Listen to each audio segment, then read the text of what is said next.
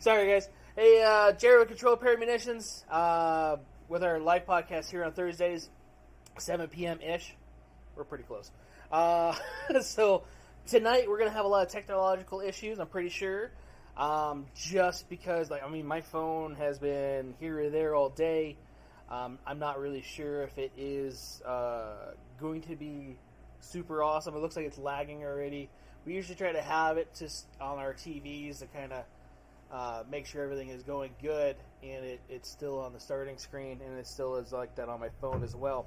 So if you guys are watching live and you're like, man, this is buffering like crazy, I do make a recorded version of this. It is recorded every time we do this interview or these podcasts live on YouTube. So that way you have the audio version and or the recorded version later.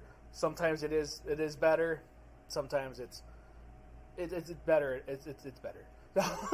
Let's just say it that way. I'm hoping it's not super echoey. I don't have my earphones on me, so hey, that sounds good. So yay, that's awesome. You'll be able to tell us, right? Right? Well, no, that's the thing is it'll sound good there. Oh. And then it won't once it travels to. But I could kind of tell when it echoes. Yeah, it's weird, and it. Yeah. It's a pain. Yeah. Just to make those other new headphones work, I had to go through a whole bunch of stuff, restart everything, and it was fun. So, with me as always is South Central. Hi, Raul. How you doing today? Good on you, boss? Good, buddy. Good. So, what's new with you? You're building a new handgun, right? Yeah? Waiting for you to build it. Waiting for me to build it? Oh, is that what it is? Okay, all right. I didn't see all the parts. Did they not ship here from China? They've been here. They've been here? Yeah. Where's the barrel? It got here like 2 months ago. I didn't know. Is that the barrel that you got? In that big old box. Is that what that? No, the sauce pack. Oh, is that? Yeah. The sauce? You're going to put the sauce with the stripe? I'm going to get lost in the sauce. Yeah? Does the sauce have MSG since everything else is Chinese? No. Adds just a little flavor. It's little flavor? Accent salt. You can buy the whole bag of MSG back in the day. I think you still can. No, that's cool, man. We should have did that today. I didn't know. I could have did that to you today. Is it fast? No. So tonight, my interview. Thanks, Raul. Is with Manny. Manny is our newest employee. He started here about a week and a half ago, 2 weeks ago. Yep. He is our newest sales representative. We're going to learn more about him tonight, as we've done with all of our employees. And that way, if you guys don't remember, we try to make it to where you guys feel welcome as you guys are coming in. You guys come in, you can tell, like, hey, this is Greg, this is Jonas, this is so on and so forth. And, okay, I know that guy did this and or is affiliated with this, so maybe I'll be able to communicate with him better, especially if you're not really sure and you don't feel super comfortable coming in. So for that's why we do this. It's not so much just that we're bored and we don't have anything else better to do. It's to make it more a better experience for you guys, the consumer coming in here to Controlled Pair Munitions, and even giving you guys different instruction and or maybe better information on certain things. Manny, go ahead and introduce yourself, what you done, what you do, all that fun stuff. Hey, how's it going, everybody? I'm Manny. Retired from the Marine Corps. Officially did 24 years, 9 months, and 2 days, I think what my DD-214 says. I had to look it up before I came out here, so came back to do the podcast. But my background is primarily aviation.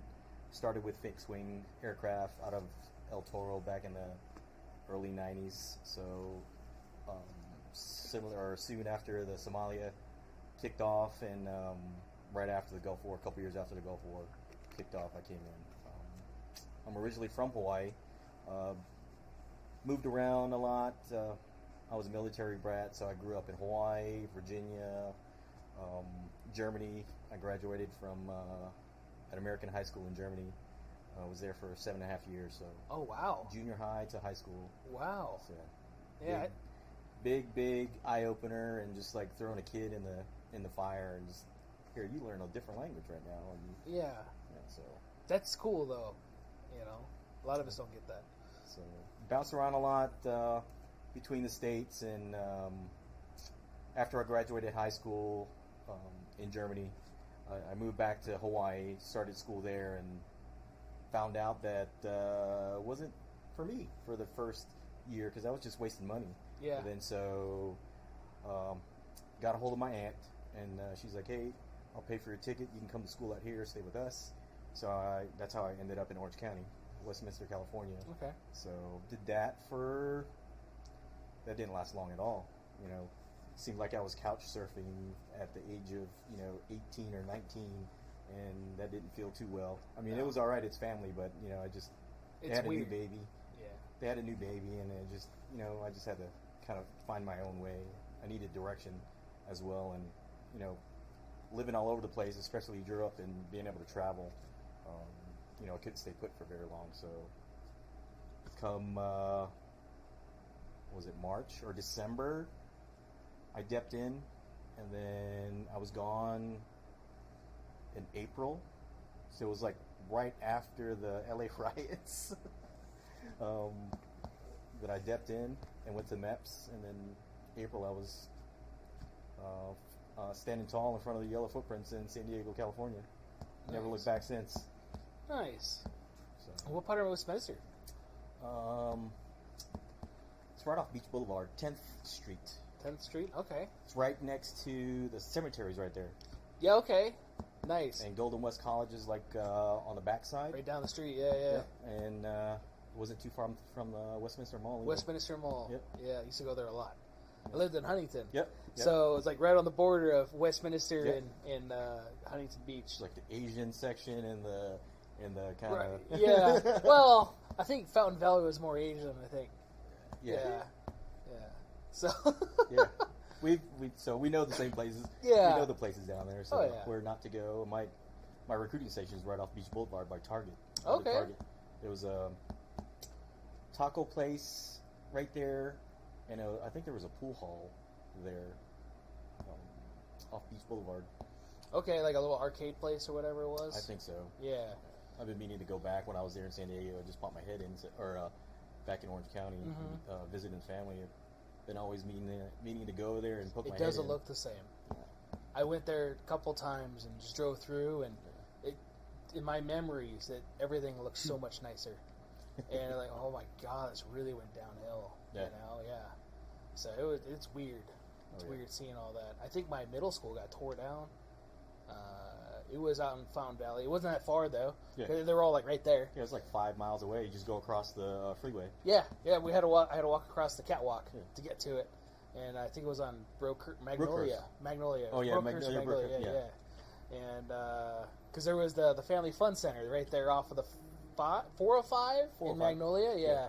And so it was right down the street from that, and then the roller skating rink was down there too, and I used to go there every weekend. Yeah, so we know the same places. No, We're yeah. probably there at the same time. We probably were. Yeah. Who would have thought? Yeah. Right. Where are we at now? Yeah. So it's a small world that we live in that you never know. Yeah. So that's pretty cool. So 24 years fixed wing. So what's a fixed wing for those of us that are ignorant? Fixed wing, for those of you into the Top Gun that just came out, that kind of spurred me into either I want to fly it or fix it. So I worked originally on F-18s, Hornets out of El Toro, California, which is like 15 minutes away from Yeah. where we used to live. So I was stationed there. So I worked on F-18s, all different type model aircraft, F-18s. So the Alphas, the Charlies, the Deltas, and the Alpha Plus Pluses. So there's like 4 or 5 different variants and all that. So bounced around squadrons from there. I moved down to, after El Toro, we moved down in 94 or 95, I think, to Miramar. It was still a Navy base down there. So we're one of the first Marine squadrons to move into Miramar Yeah. and all that. And the F-18 or the F-14, sorry, were like the next hangar down from us. Yeah. So I never got it was Top Gun. It showed Miramar being on the beach. I mean, it's kind of more inland a little bit. yeah, we're about 20 miles, I guess. Yeah. You don't maybe see the beach from there. 15, 20 miles. No. Yeah. But yeah, my old hangar was right across from the Top Gun hangar, where the actual VFC-13 or the Aggressor Squadron's hangar. Really? Yeah, Fighter Nice. Town. It says Fighter Town USA. It's like Hangar 2, and right across from us was the actual Top Gun hangar. That's awesome. What's funny is that when I was in El Toro, I had to gone down there to do a couple Top Gun deaths. So, and then going back in there, moving in there, like, holy crap. And then when they moved to Fallon, I did a couple more Top Gun deaths out there. So nice. Pretty cool. That is pretty cool. Now, see, I wouldn't consider the personally, just because the F-18 being fixed wing, right? They do fold, and that's for storage and everything else. So, again, my understanding was that would be a foldable wing, not so much like an F-111 or an F-14 or that's it. That's all I could think of that has an actual rotating wing. But is that why? Because it actually doesn't move, or well, just the wingtips fold up. So I guess the last 4 feet of the wing, just for storage. So when you go on ship, when I was a shipboard unit, so we were always attached to the strike wing. Yeah, so it's easy for storage. You can kind of pack them in there like we do in the gun locker, and it's exactly how they park. I mean, really, it's crazy. That's insane. That's like the most exciting job I ever had. Yeah. Yep. Yeah, I don't think I can top it. You can't top it. Working on the flight deck. Yeah, you can't top it. That's awesome. A lot of helos do that too, right? The props fold in and they go longitudinal with it. Fold. Yep. All the blades, all the helos, even the V-22s, the whole top will rotate, and for storage, so you can pack it in. And then the 53s is one of the platforms I worked on. They all fold up, and the tail folds back over. Oh wow! Yeah.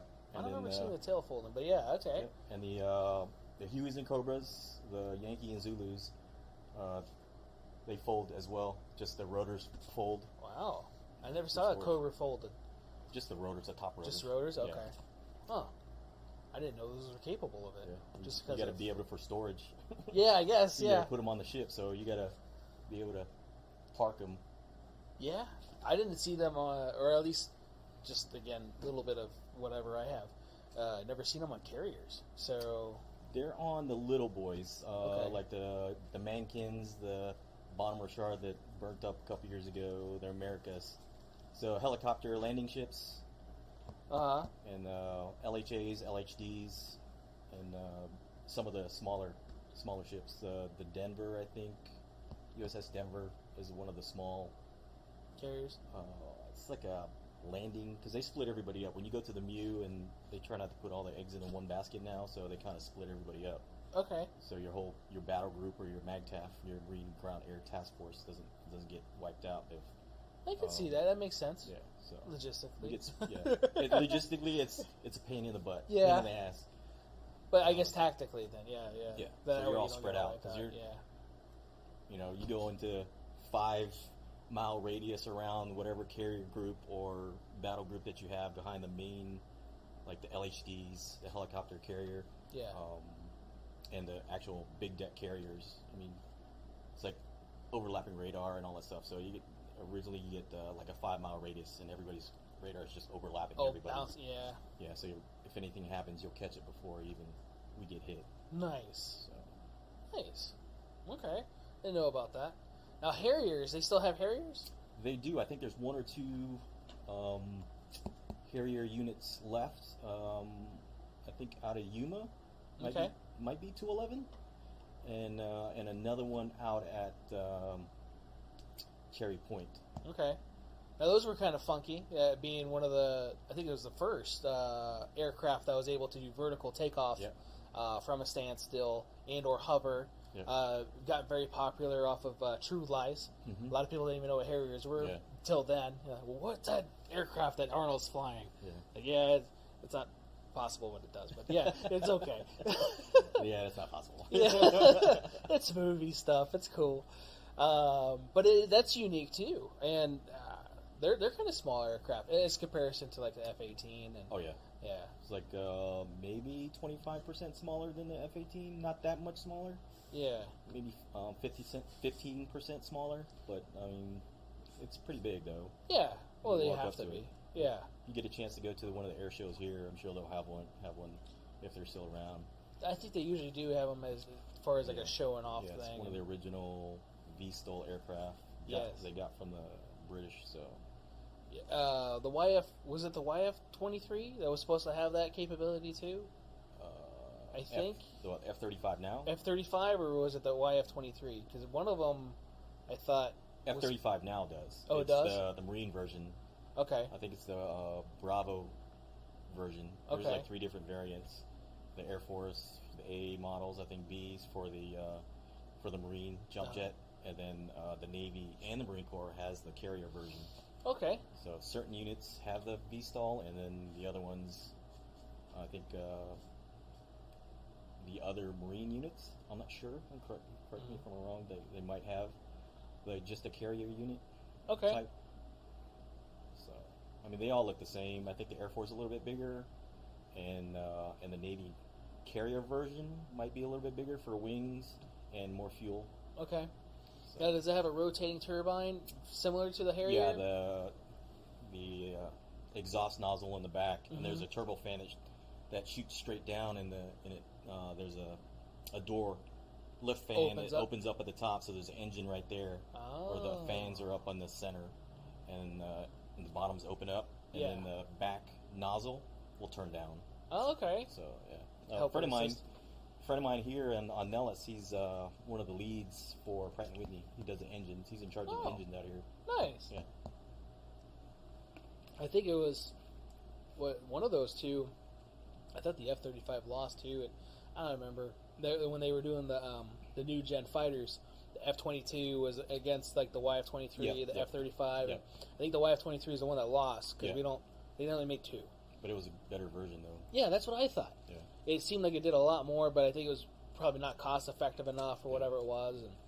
And then when the F-22 came out, from my side of it, which was kind of cool because being automotive, they brought in auto technicians to learn how to fix them faster, because it would take them several days to change out an engine, and they dropped it down to like 16 hours or something like that. So it was something really? dramatically changed.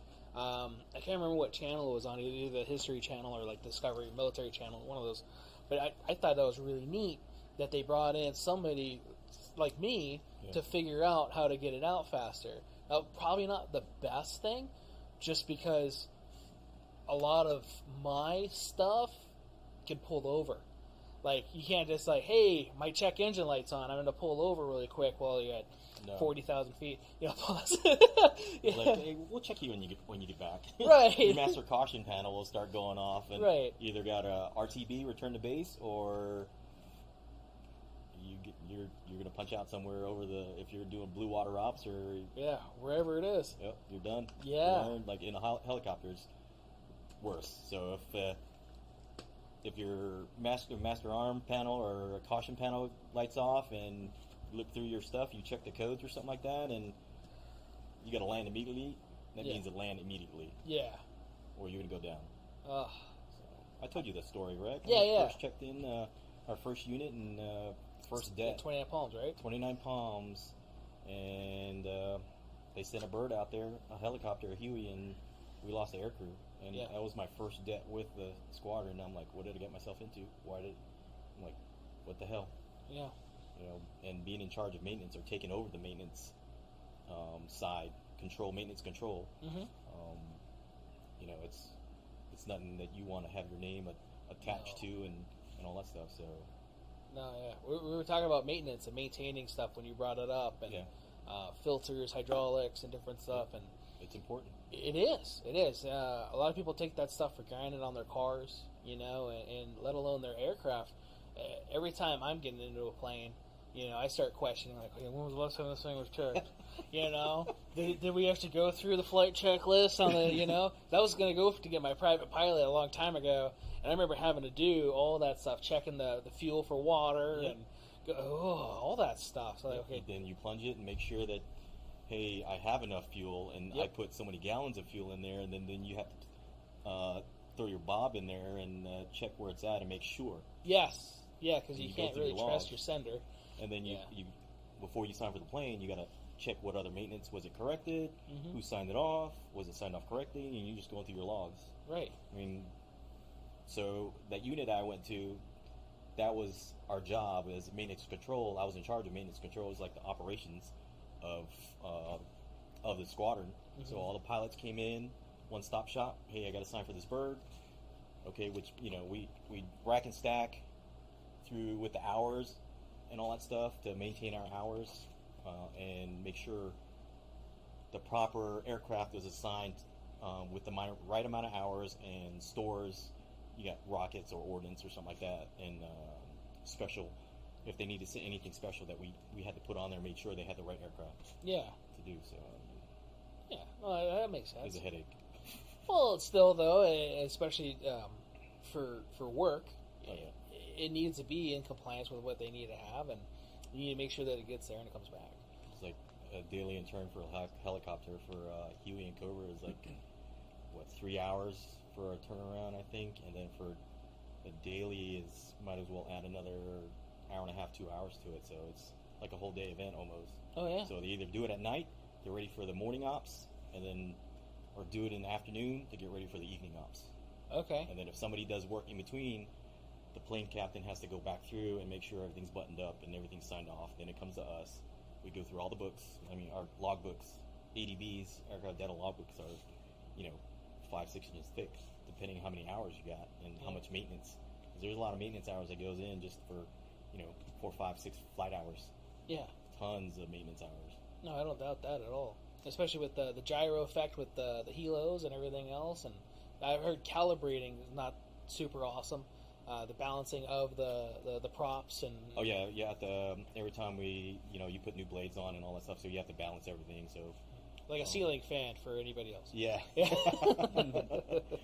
a little box we take out there. Some have do lasers and all that stuff, or we track and balance. Yeah. And in the aircraft, I tell It's you, like a seismograph almost. Yeah. Track and balance the aircraft, and then you either move some weights, like depending what aircraft, like the CH-53 and all that stuff. So it's double the size of a Huey and Cobra blade.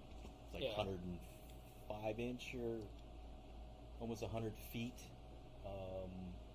rotor span. Well, that's like a people carrier-ish thing. That's almost what the Coast Guard uses, wasn't it? No, they use either the Black Hawk or some kind of Sikorsky variant. Okay. Of maybe like the VS 22 or VH 62 or 92. I know they're pretty big. Well, they have the big ones. But I thought I saw either like the Black Hawk or I thought they had the 60s. I know they have the 60s, not the 53s. Okay. It's assault support. Okay. Big guy, heavy lift. Okay. So that's cool though.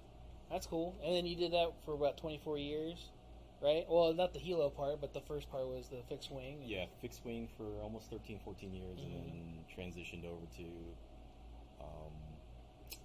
rotary wing when I picked up Master Art. So that was like an eye opener for me. I'm like, cool. Everybody, we badmouth the helicopter community, but they're the shit. I'd go to war with those guys any day. Yeah? Like, yeah, those guys were tight. That's good. That's good. Helos are cool. And even talking with you with some of that stuff, like I didn't even know, or I got them mixed up. V-22s. Yes. Yeah. So, well, even like the helmet stuff too. We were talking about the weight and all that stuff. So the hardware you got to carry, and you got to have really big neck muscles, pretty much, to carry some of those helmets. So, what was that one movie they had with Demi or not? That's the encyclopedia. Right? What's that? It was Demi Moore? Not Demi Moore. Barrymore. Drew Barrymore. She was pregnant. Got pregnant by the with the she used to the work Cobras. at the Wendy's and or all that like a burger place or whatever. Yeah. I remember that. I was like, not Firebirds. What the hell is that? That was like we're dating ourselves, eh? You're right. Yeah, that was in the '90s. That was bad, and it was Cobra. They were Cobra pilots. Was it? I thought there was a Cobra because it was smaller. It might have been the old Cobra, the first Cobra or Apache or something like that. So yeah, because Apaches are huge in comparison to them, and they have wheels. You remember? I don't remember if they have wheels or not. I don't remember if it had wheels. If it had wheels sticking out. Yeah, because we had skids, so it's what they call the skid kids. The Huey and Cobra community is the skid kids. We're the skid kids. Okay. So no wheels. No wheels? Only the V-22s. Really? And the CH-53s. Okay. Have wheels. Huh. So why the skids? What's the skids are almost like skis? Yep. Right. So why skids over wheels? They have suspension on them, I'm assuming, and sort of. Not really. Or is it just because of the terrain that they be in and to be uneven Probably terrain? for the terrain because there's a crossbar that goes underneath for both of them. And then they have the skids. They're probably like maybe 12, 15 feet long or something like that. Okay. So, and then there's skids on the bottom that you can change out. So you have to jack up the helicopter, and there's these skids. Maybe, quarter-inch thick, maybe less than a quarter-inch thick of aluminum. With that, like, almost cement stuff that they paint on there, like, for grip. Yeah, okay. And all that stuff. Like bed liner. Yeah, something like that. Rhino But rough. liner, It's rougher. Yeah. So they paint that on the bottom. Okay. And then you can screw them on, screw them off. You replace them all up underneath. So your skids are more like skis as compared to like traditional helicopters where they're like tubular. No, they're tubular. Yeah. Okay. They're tubular. Okay.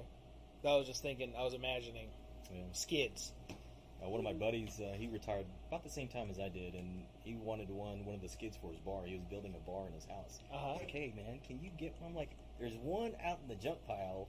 I'm like, I don't know how I can fit this in my truck and play it off. I'm like, I don't think I could do it, man. Yeah. There's no way. Didn't work out? No. I was like, I don't think I can try to even get that thing out of, because they go to dermo. They just strike it off, and you can't use them anymore. So right. It's like, I want it just for a footstool for my bar. Right. That'd be cool. That'd be cool. Yeah, that'd be cool. Yeah. So I'm like, I can't do it, man. It's not going to fit in my Suburban anyways. Just leave the back window open, you'd be fine. Yeah. Nobody will notice it. Right? Just leave it at night. Yeah. Right. And the sun's shining. Right? So, no, that's pretty cool. So, after that, what year did you get out? 2017. 2017? Yeah. Okay. Got out and my ceremony was 2017 and officially June 30th. It's like my son's birthday. Nice. Yeah. Nice. That's a good way to remember it, too. Oh, yeah. Yeah. When did you retire? When were you born? Yeah. No, that's good. That's good. Dog and pony show and all that crap. Yeah? Yeah. That's nice. Like, they wouldn't let me go without it. I'm like, just give me my award and they're like, no. Really? Yeah. Well, it's a good thing. Some people, I think, want that, though, too. Some people really like that kind of praise and different stuff. A lot of guys don't. Yeah. But there's a lot of guys that don't want it. They're like, yeah. They're like, no, you have to have it. You're blah, blah, blah. And traditions, though. Yeah. And Marine Corps is big on traditions. Yeah. I was trying to... Go ahead, sorry. Everybody liked it. I had a bunch of family and friends come out, and my sister drove out from Las Vegas. Nice. And my parents drove out with their family and all that stuff, so came down. I was watching Terminal List, and I just finished that. And Calliope was walking by and watching one of the parts where he's saluting the captain, right? I think it was. He was walking out to his truck with the captain guy. And he saluted him and everything else. Well, what's that for? And I had to try to explain all that stuff. Oh, it dates back to... The saluting dates back to, like, the Knights days and all that stuff. Saluting, for what I remember or doing the research, is like lifting the visors for their helmets when they're in their Knights armor. Oh, so okay. they lift their visors up so they can see their eyes and who they were. Okay. And all that stuff when they pass each other. Okay. So... It was a form of respect, and then I think mostly now it's you don't really salute yourself; you salute your CEOs, right, or officers. Officers and above. Officers Anybody above. that's usually above. If it's an officer, you salute. Stateside. Anyway. Yeah, I'm on the part of the Black Chevron Mafia, so. Yeah. Yeah. Well, I'm only bringing that up because of that. So yeah. Yeah, I'm not a yes man, so. No. No. Well, I heard that's the easiest way you can come up anyway. It's like poke holes in all the lieutenants' plans or whatever. They used to come in, like, what is it? Let me see it. Yeah, we can't do that. Like, I want to give it to the other lieutenant. I'm like, it has to come through me first before he even gets it, or I pass it on to the other guy. Yeah. It's like, this is my office? Yeah. Like, yeah, we can't do that. There you go, LT. Yeah. can we do that? I'm like, no, we can't do that. Why? Yeah. So Yeah. you need to drop a flight or something like that, or you poke holes in their plans because they, like for the sked riders, for the guys that does operations, they're usually like boot lieutenants, so it's like kid in a candy store. I got airplanes on the line. I can use each one. Like, dude, it don't work that way. It doesn't work that way. Yeah. It's like I have to manage the flight hours and high time components, just like on a car. You know what I mean? High time components. You need to change out certain things. Yeah, at certain intervals. Yeah. Yeah. So I track the hours. Yeah. And the consumption of fuel and the consumption of oil. See if it's burning too much, and then if it is, then I have to pull that aircraft off the line and figure out what's wrong with it. Yep. Figure out what oil seal's going on. Yep. What's going. Yeah. Yeah. See, that stuff. Well, I heard officers don't really know that. So. No. I mean, once you get through I guess when you get to the captain's point, I mean, they're usually in with the flight school maybe 7 years if they get in charge of a division. Okay. Flight line or power line, they do all the engines and they prep the aircraft. Crew chiefs fall under them, and then you have the ordnance section, and then avionics section. I was an avionics guy, so I had my own officer, but they're usually ordnance and avionics guys are usually enlisted, grown, and then transition to warrant officers or chief warrant officers. And then the other, you have airframes. They'll just stick a boot guy so he can learn the ropes of the maintenance flow, maintenance aspect, and how things work downstairs, vice upstairs. Okay. Because upstairs, you get coffee for people, you buy like patches and sell it to people, buy T-shirts, and they, they're the get you guys and the minions upstairs. But when you actually get in charge of a shop, it's just like being a regular platoon on the ground side. You kind of teach them. So that's their learning part from us when they deal with other Marines besides the shiny stuff upstairs. Okay. So that's our teaching point aspect for officers when they come downstairs. No, that's good. That's good. I think that's a better way to learn anyway, is with your feet on the ground instead of the other part. Making it all shiny and pretty and everything else. And this is the actual what makes stuff work. Yeah, this is how it works down here. Like, I'll give you like 3 or 4 courses of action, and then I'll poke holes in them myself, and then bring it to you. Hey, these are the best 2 or 3 courses of action we can go, and then you can try to poke holes in it yourself and determine which one you want or add. You just let me know. Right, but it doesn't work right now. No. Yeah. No, and especially with your name having to be signed on it. Oh yeah. Yeah, I know at the dealership level they would do that to me all the time. We would have to certify. So at the Cadillac dealer I worked at, we had to certify Cadillacs, and in order to certify a vehicle not just to make it safe, but to make it a warrantable type item, it would have to have all factory items on it. Yeah. And half these things had different exhaust, different wheels, different this, different that, and I'm like, no, we can't unless you're going to spend all this money to remove all of it and put it back to factory. Well, no, but can you just sign off on it? No. It doesn't work that way. Yeah. You can. No, I can't. I won't sign off on it. We try to circumvent. Come on, yeah, you can. I'm like, no. Right, no. Like, if you're willing to take this, if it breaks down on the field and you're willing, that's your call. But if it's in my hands, I can't give you the plane when it's half-ass like that. No, you can't, especially with what you did. Yeah. That's a completely different deal than mine, and that you have more on the line, not just your name, people's lives. Yeah. Oh, that's a big thing, is like people's lives. Like, I won't put you in a plane that I won't put my family in a plane. Right. That's my thing. Yeah. And if I go up in a helicopter, which has happened, and something's gone wrong, and I knew my guys were working on it, when I get back, I'm gonna have them standing tall. I'm like, "What the hell did you do last night?"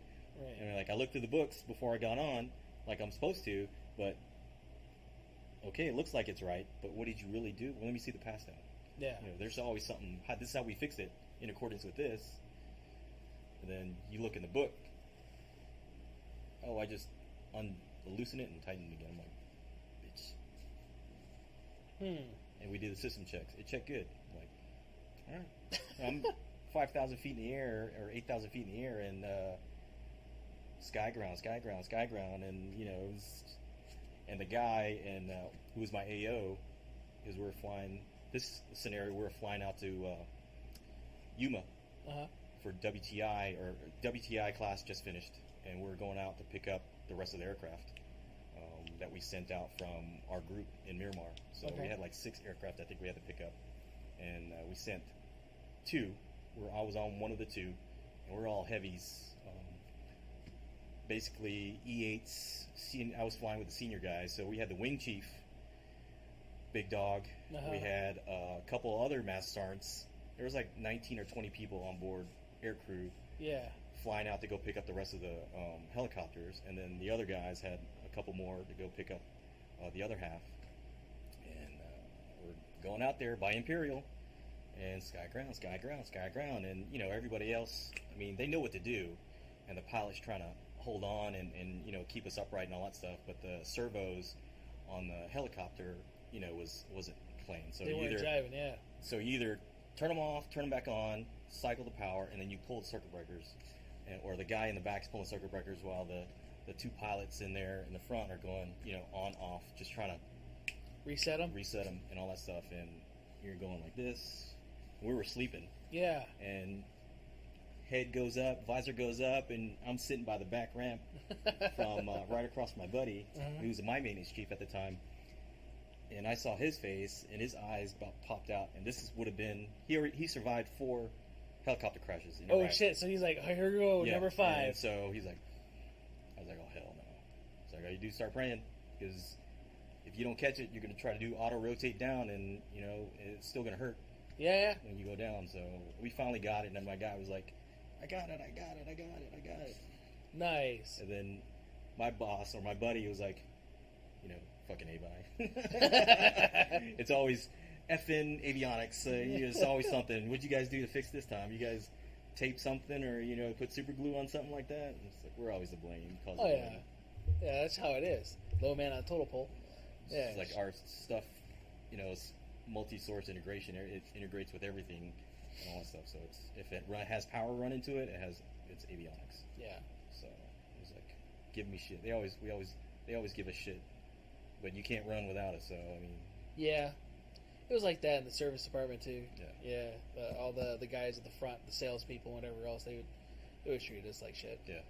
Like they would like put your nose down to you and everything else, or up to you. Like whatever, we're better than you. Yeah. Because we sell the cars. Like, okay, I'll remember that when you need your car fixed or whatever. Hey, can you? My battery's not. Yeah. Like, yeah. No, I don't know anything about it. Yeah. Like, I gotta run. Yeah. Sounds like you need something else. They do that at school though too. A lot of the other departments, they treat us like we're the black sheep, and even like my students and stuff. And a lot of times, I've had to intervene with some of them as far as like online classes and different stuff, because they'll have flack being an automotive student. They don't get treated different. They get treated different. That sucks. Because of that, yeah. Like we're just like grease monkeys or the scum of the earth type thing. That's what they used to call us on the ship. It was like, if you're engine mech or flightline, I mean, you wore a brown shirt and you're always dirty, and they used to call us grease monkeys. Because I did a stint as a flightline guy on the boat, and it was back breaking work. And carrying all those chains, right? It's like 50 pounds, right? Like 25 pounds per chain, and you're carrying like 12 and 12. I mean, it hurts. And those chains are going to be lubricated because you're at sea. And you're dirty. Yeah. And they're dirty. There's oil and fuel. Right. There's nothing. Yeah. You can't get past that. Anybody's going to be a grease monkey out there. Here, pick up one of these chains. Yeah. Yeah. Talk some crap here. Grab this. Yeah. It's funny how it's always those guys too. Yeah. So doing that side of the house and going back to my own shop as an avionics guy, I mean, it gives you a better appreciation for the whole aircraft and that job in particular, because you learn a little bit more of the aircraft and you're actually smarter. You become a little smarter than the average bear. Okay. Holding compass, I guess is a word, and with everything, because the engines, flight surfaces, and you know how to fuel and all that stuff too. So I mean, yes, it sucks as a young Marine and all that stuff, but it's You learn to Great appreciate it appreciation, when you yeah. get older. It's like anything in life, though. You take a lot of stuff for granted, yeah, and then as you get older, it Yeah. kind of sinks in a little bit more. just maintain my quals after I picked up rank, and by the time helping other people, helping other shops drop an engine, put it back up, and hey, we need help, we're short, or somebody's sick. I'm like, I got to maintain my qual anyway, so let's Yeah. go do it. Did you ever serve on Guam when they were capsizing? From all the Marines that were Oh, no. They tried. I knew that was coming up, something like that. There's a guy, we were actually, after 9/11 came out, there was a staunch supporter of the Marines coming back to Guam and all that stuff from World War II. And he was a straight supporter, trying to get Marines back, having Marine barracks Yeah. on Guam. And finally, they did it probably like a couple years ago. But Yeah, going there was a back fight to about it. after 9/11, we went out there, and they just loved the Marines. Yeah? Yeah, it was an Air Force base and a Navy base, 2 Navy bases there, and they're still trying to stand up the Marine base. But we ended up staying on Guam, and we did. We tore up the town. Yeah? We tore up the town when we weren't on alerts because we had to do CAT missions, or our squadron had to do combat air patrol. Okay. So they would go up to patrol over the international airport and on Guam, full air-to-air and all that stuff. So we had 2-seaters then. So we had to go up if a international flight didn't comply with any kind of request from the tower, they would send us up. So we would intercept them, and if they didn't comply with anything, they had authorization to shoot it down out of the sky. No shit. No shit. That's awesome. No shit. Wow. If only that's what really happened to that one that went over China and Yeah. disappeared. Yeah. Yeah. Yeah. 'Cause that didn't happen. A lot of people probably forgot about that thing too. That was a big thing on the news for a while. So we were up. I think we were in the Gulf then, and then I think North Korea sunk a South Korean vessel. So yeah, and it was Really? back. I think it was like 2000 or early or right before. Look it up, please. What year? Probably mid 2000s, I guess, or a little after 2000. Was it Bush 7? era? Probably. Bush would have just got. Obama era. Probably Obama era.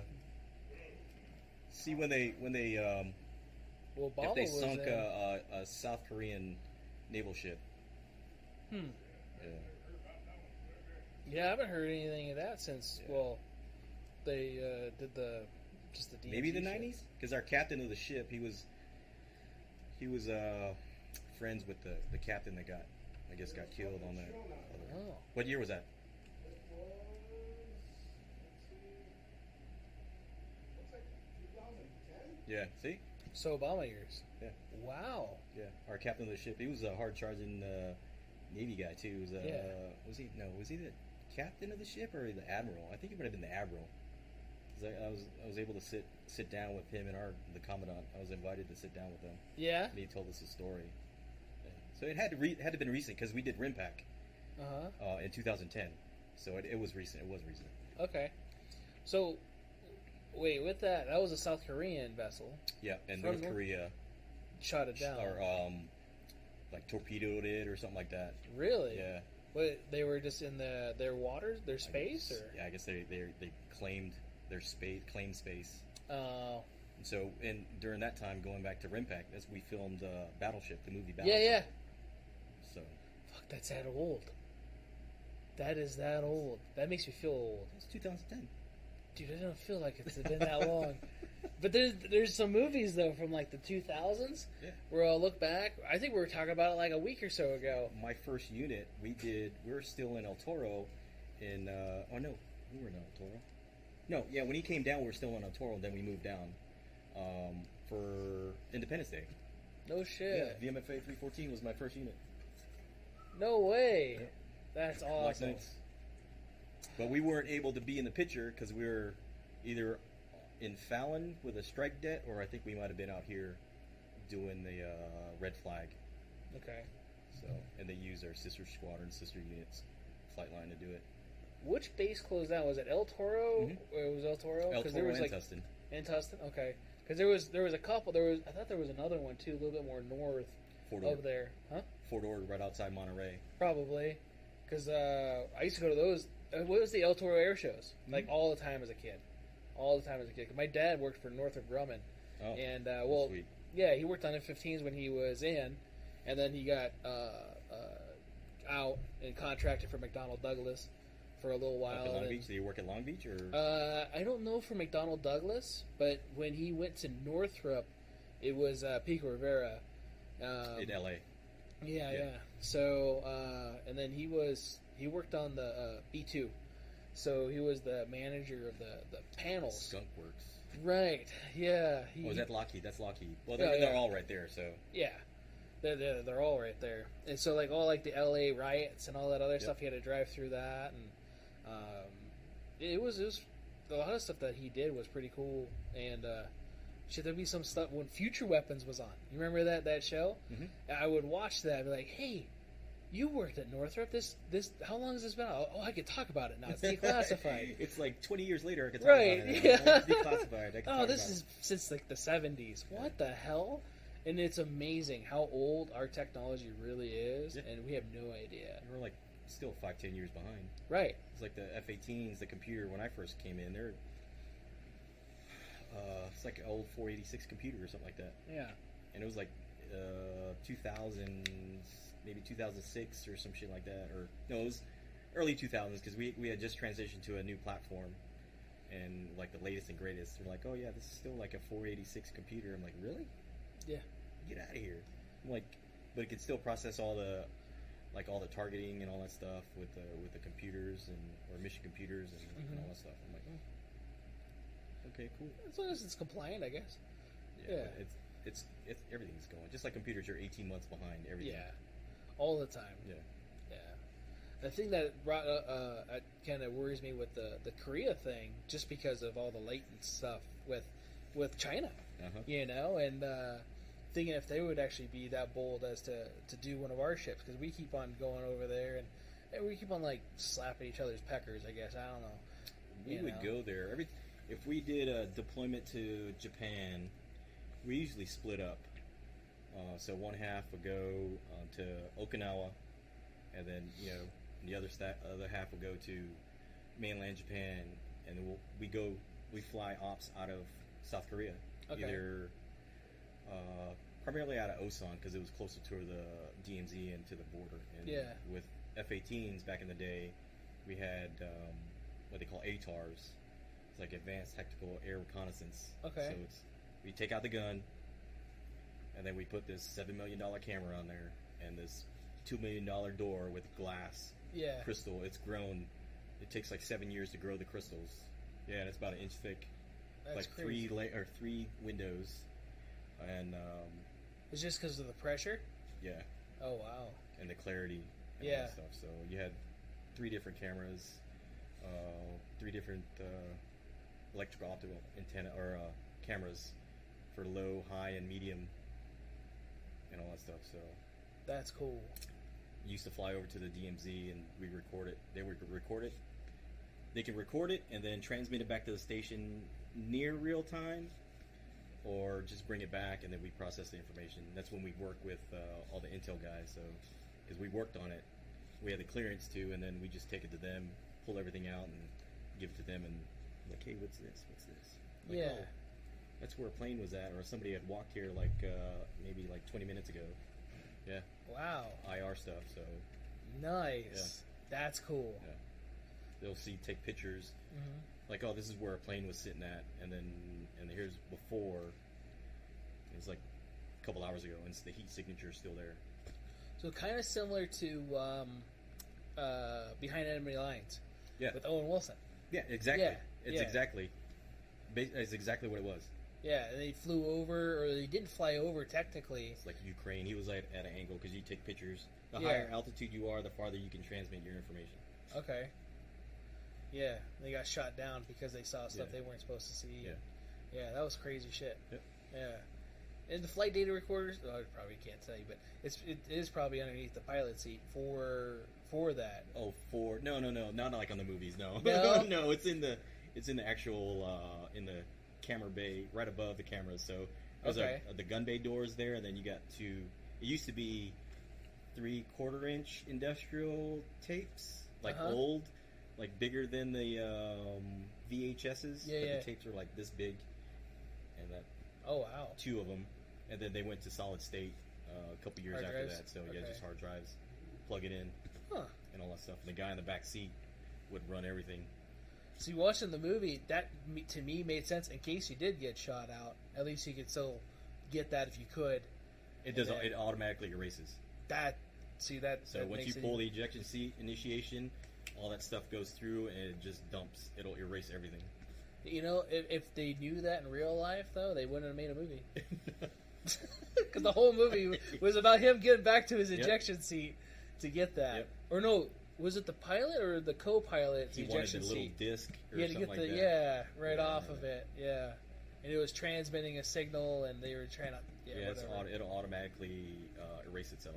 Okay, It's like some of the guys will try to initiate it and they'll initiate it wrong.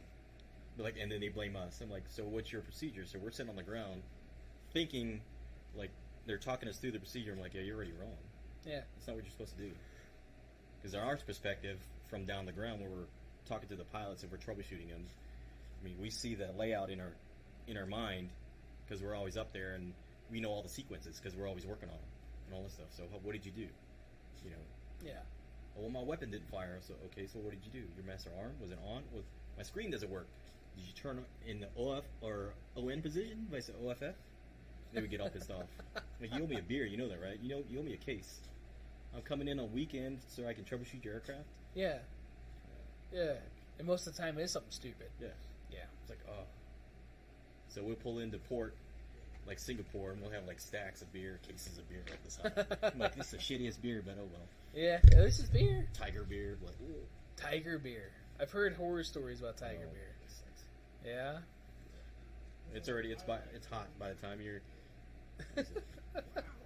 I think they import that though, don't they? I'm sure you can get it from Wine and Spirits or something like that. Probably or a Total Lee's. Wine and More or something. Yeah.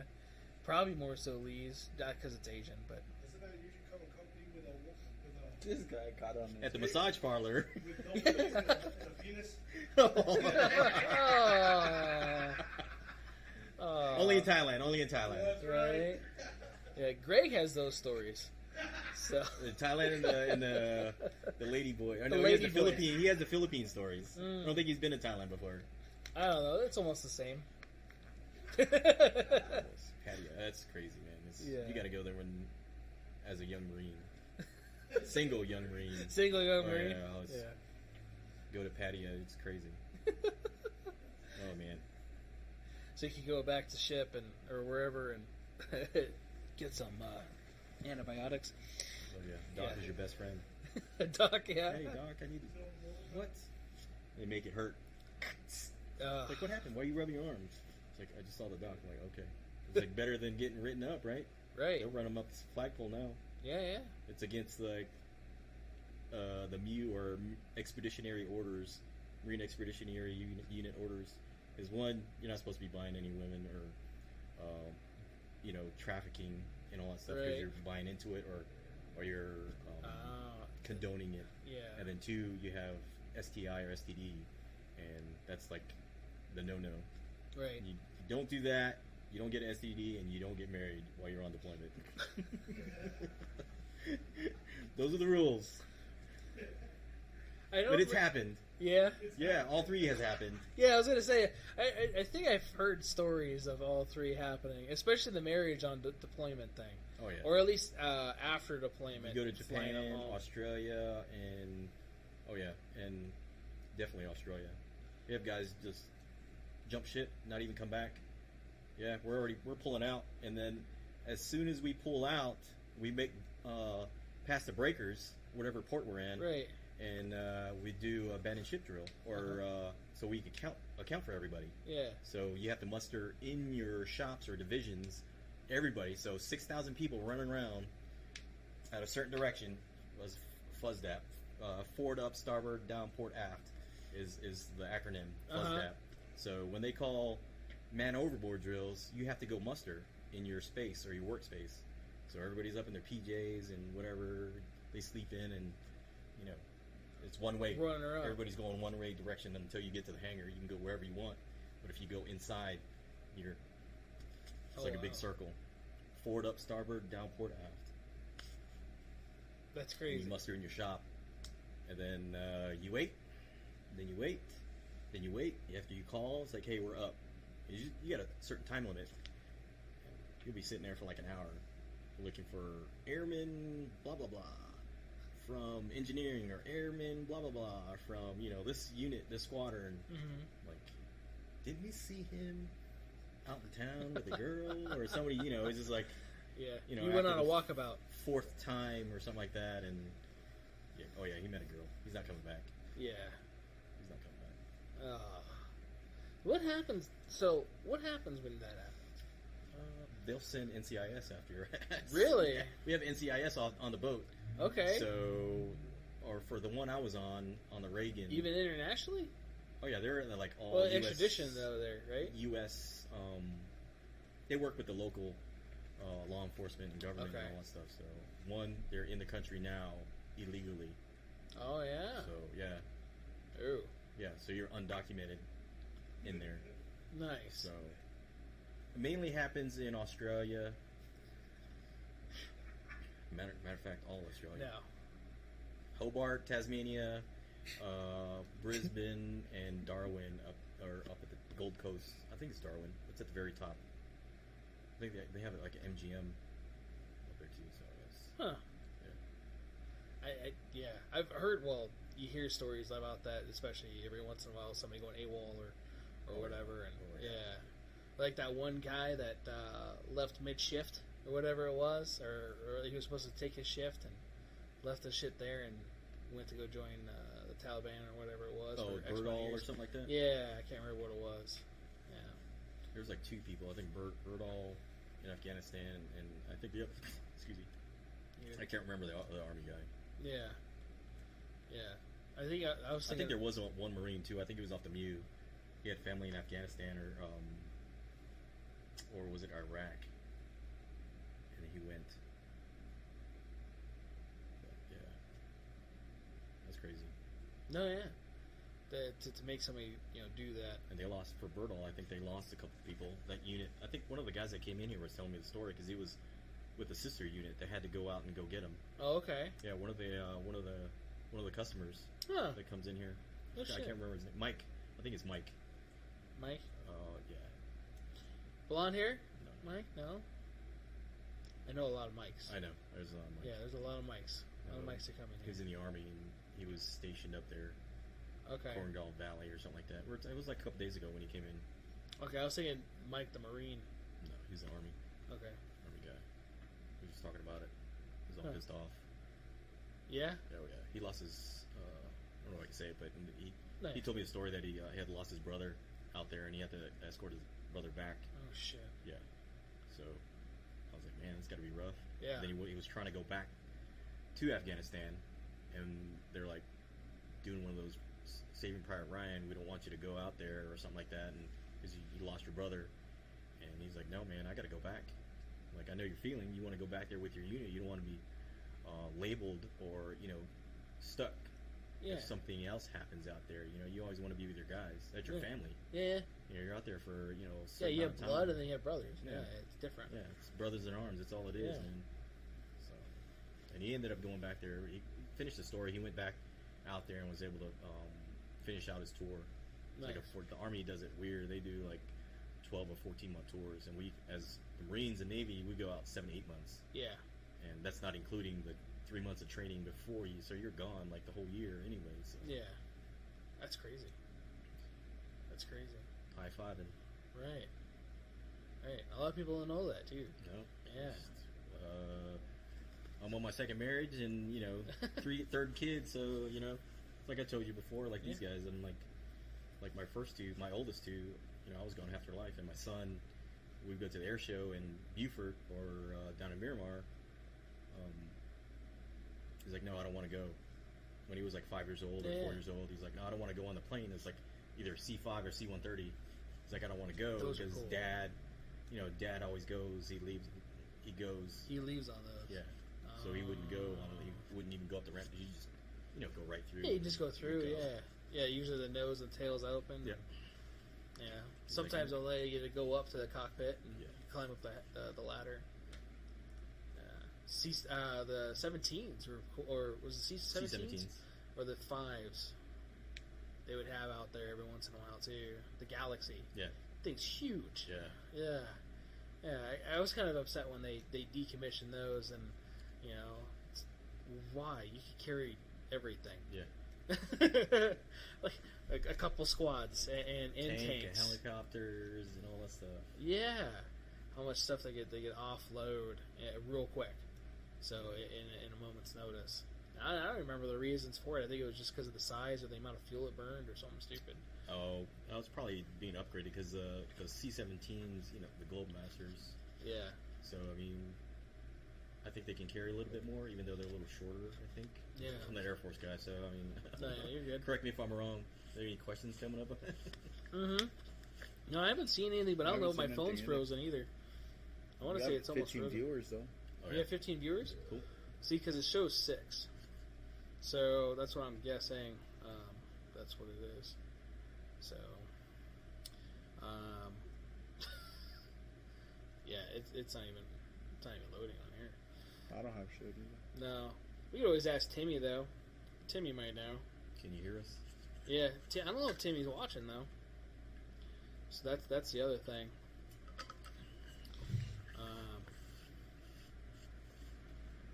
Yeah.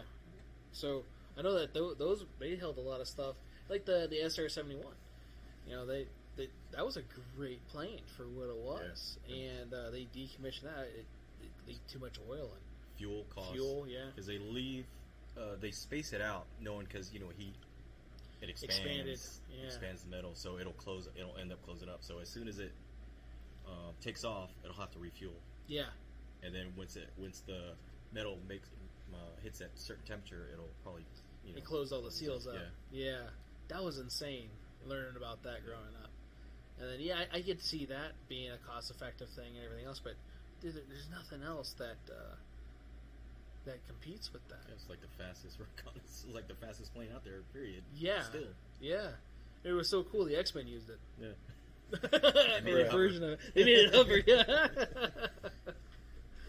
So no, that's definitely pretty cool.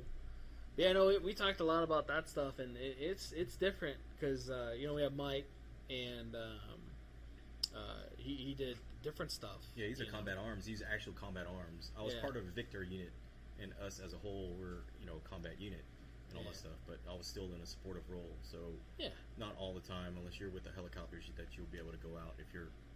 If you got your wings or still trying to strike for your aircrew wings, because we do like homegrown, when we go on deployment or before we stand up for deployment, you're supposed to have so many crew chiefs and so many AOs, so aerial observers. Okay. And so before you get to the pass for the aerial observer, you have to pass, which is called the swim qual, the aircrew swim qual. So you pass the Navy. You jump off a little platform and you swim maybe like a 50 to 100 meters, and that's class 2. And then for the actual thing, you have to swim with all the gear on. It's supposed to float.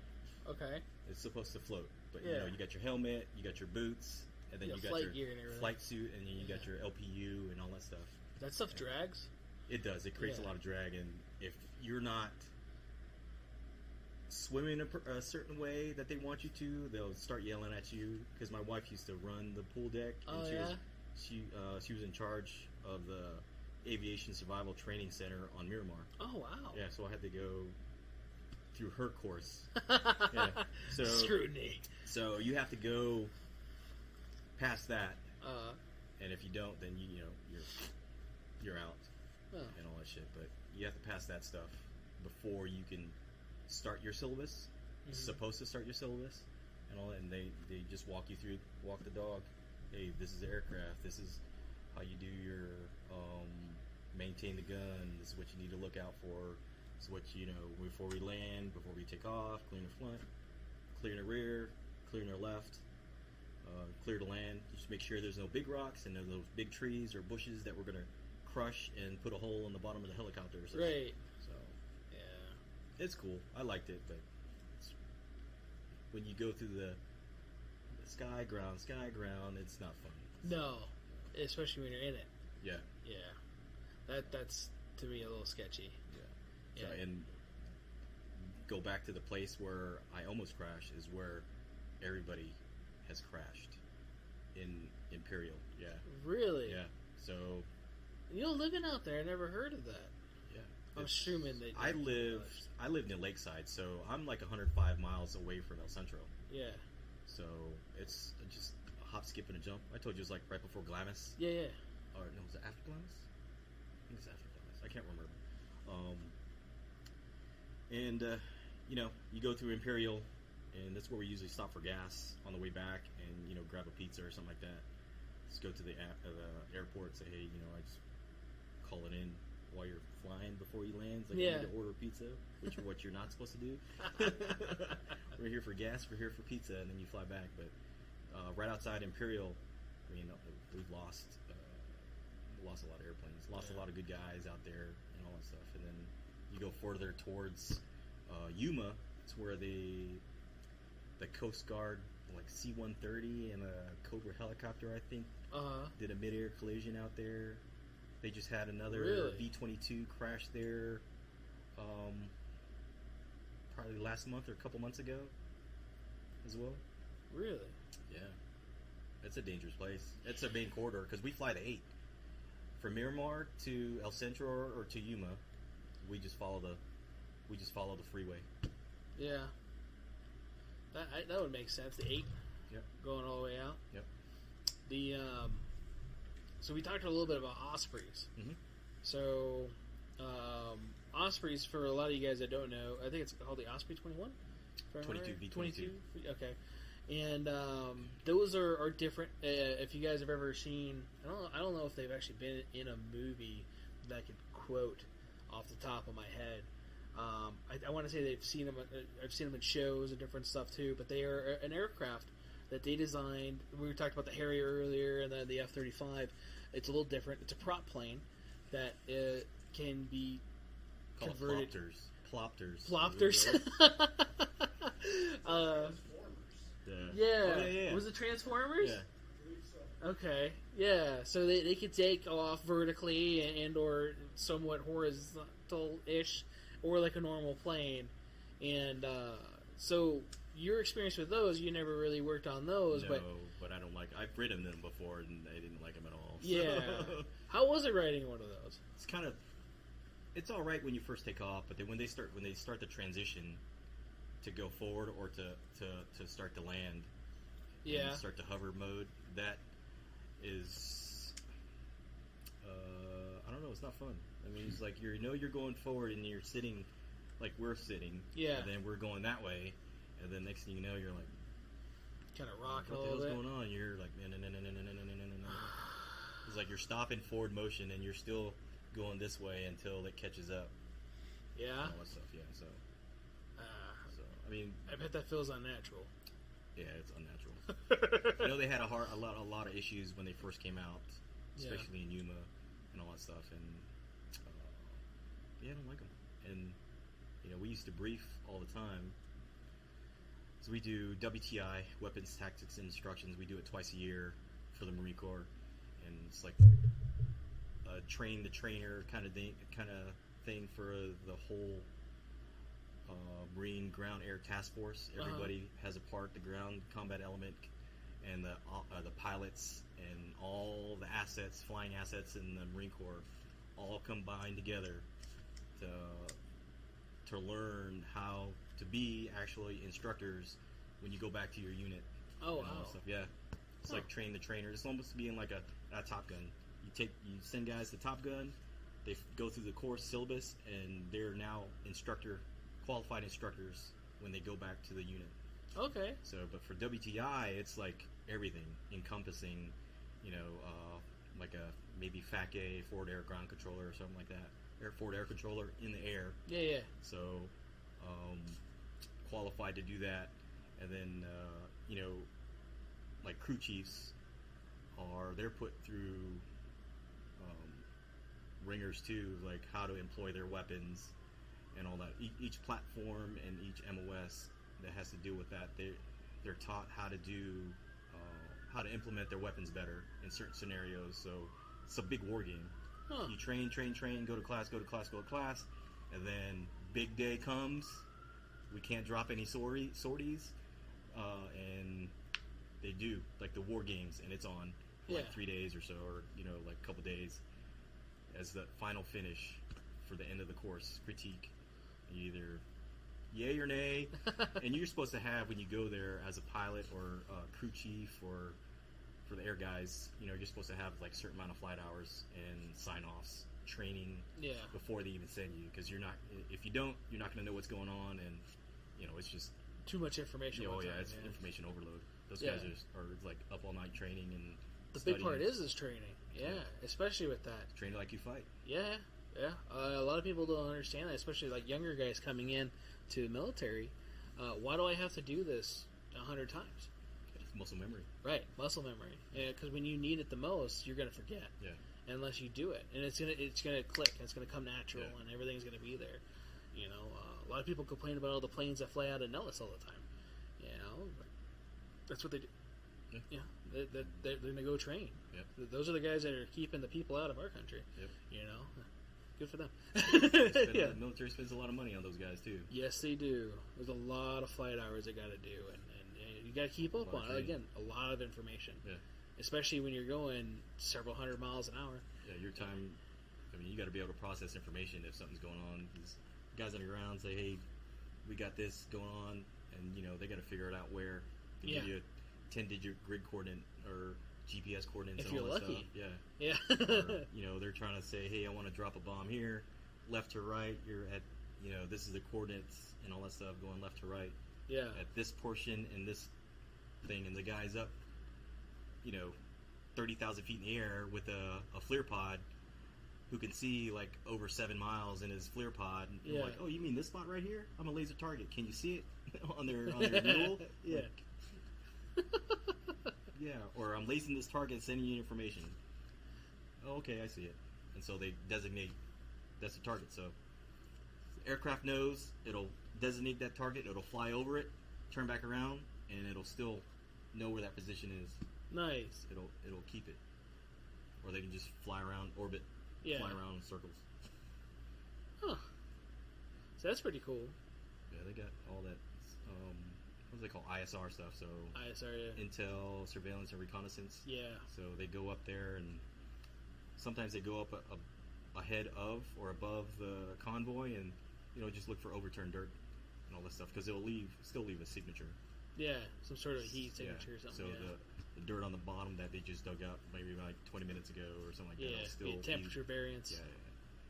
So that's pretty cool. It's like $7 to $10 million lightning pods. Right. So that's cool. They do a lot of crazy stuff. You learn anything today? Did I learn anything? Yes. The different types of planes. There's a lot of. It's like I'm still trying to purge. Like all what goes into it that we don't regular people see. I still try to purge everything out. I can't do it. I still have like numbers floating in my head for part numbers for certain parts. And like, I do that all the time. I'll be talking about something in class, and we'll be talking about. So like this last semester, I had engine performance, and so in the third engine performance class, I got to talk about communications, which is very similar to like the computer stuff. So integrating computer communication between your avionics and your radar or whatever. I don't know if they're fucking same, but you know what I mean. So your missing weapon or your weapon linking to your radar or whatever. So how they intercommunicate with each other, and we'll talk about it. And I still have all the circuit numbers in my head, and the terminal numbers in my head, and the resistance values it's supposed to be, and I have all that just like engraved in my head, and even shit from the 90s, So it sucks, but I understand. I don't think it ever goes really away, until, I don't know, probably you're not really around it for a while. But still, I mean, shit, I haven't done it professionally in so long. It's like when I first transitioned to the rotary wing, they hated me. They're like, well, we're going to shake you off those fast mover mentalities and all that shit. So, try to bring some of my memorabilia in and all that stuff and pictures and stuff that I had. And I'd use those Velcro strips. Yeah. Those, I don't know what they're called, the master strips or something like that with a plastic Velcro looking things for your pictures. Yeah. So I would come in the next morning and the shit would be all upside down. Nice. Oh, they'd do it all the time, every fucking day. I was like, God damn it.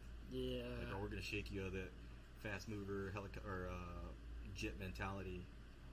They broke me in pretty good. Yeah. If I was ever to go back, I'd tell you, man, I'd go back with the helicopters any day. Really? Oh yeah, those guys are so tight, man.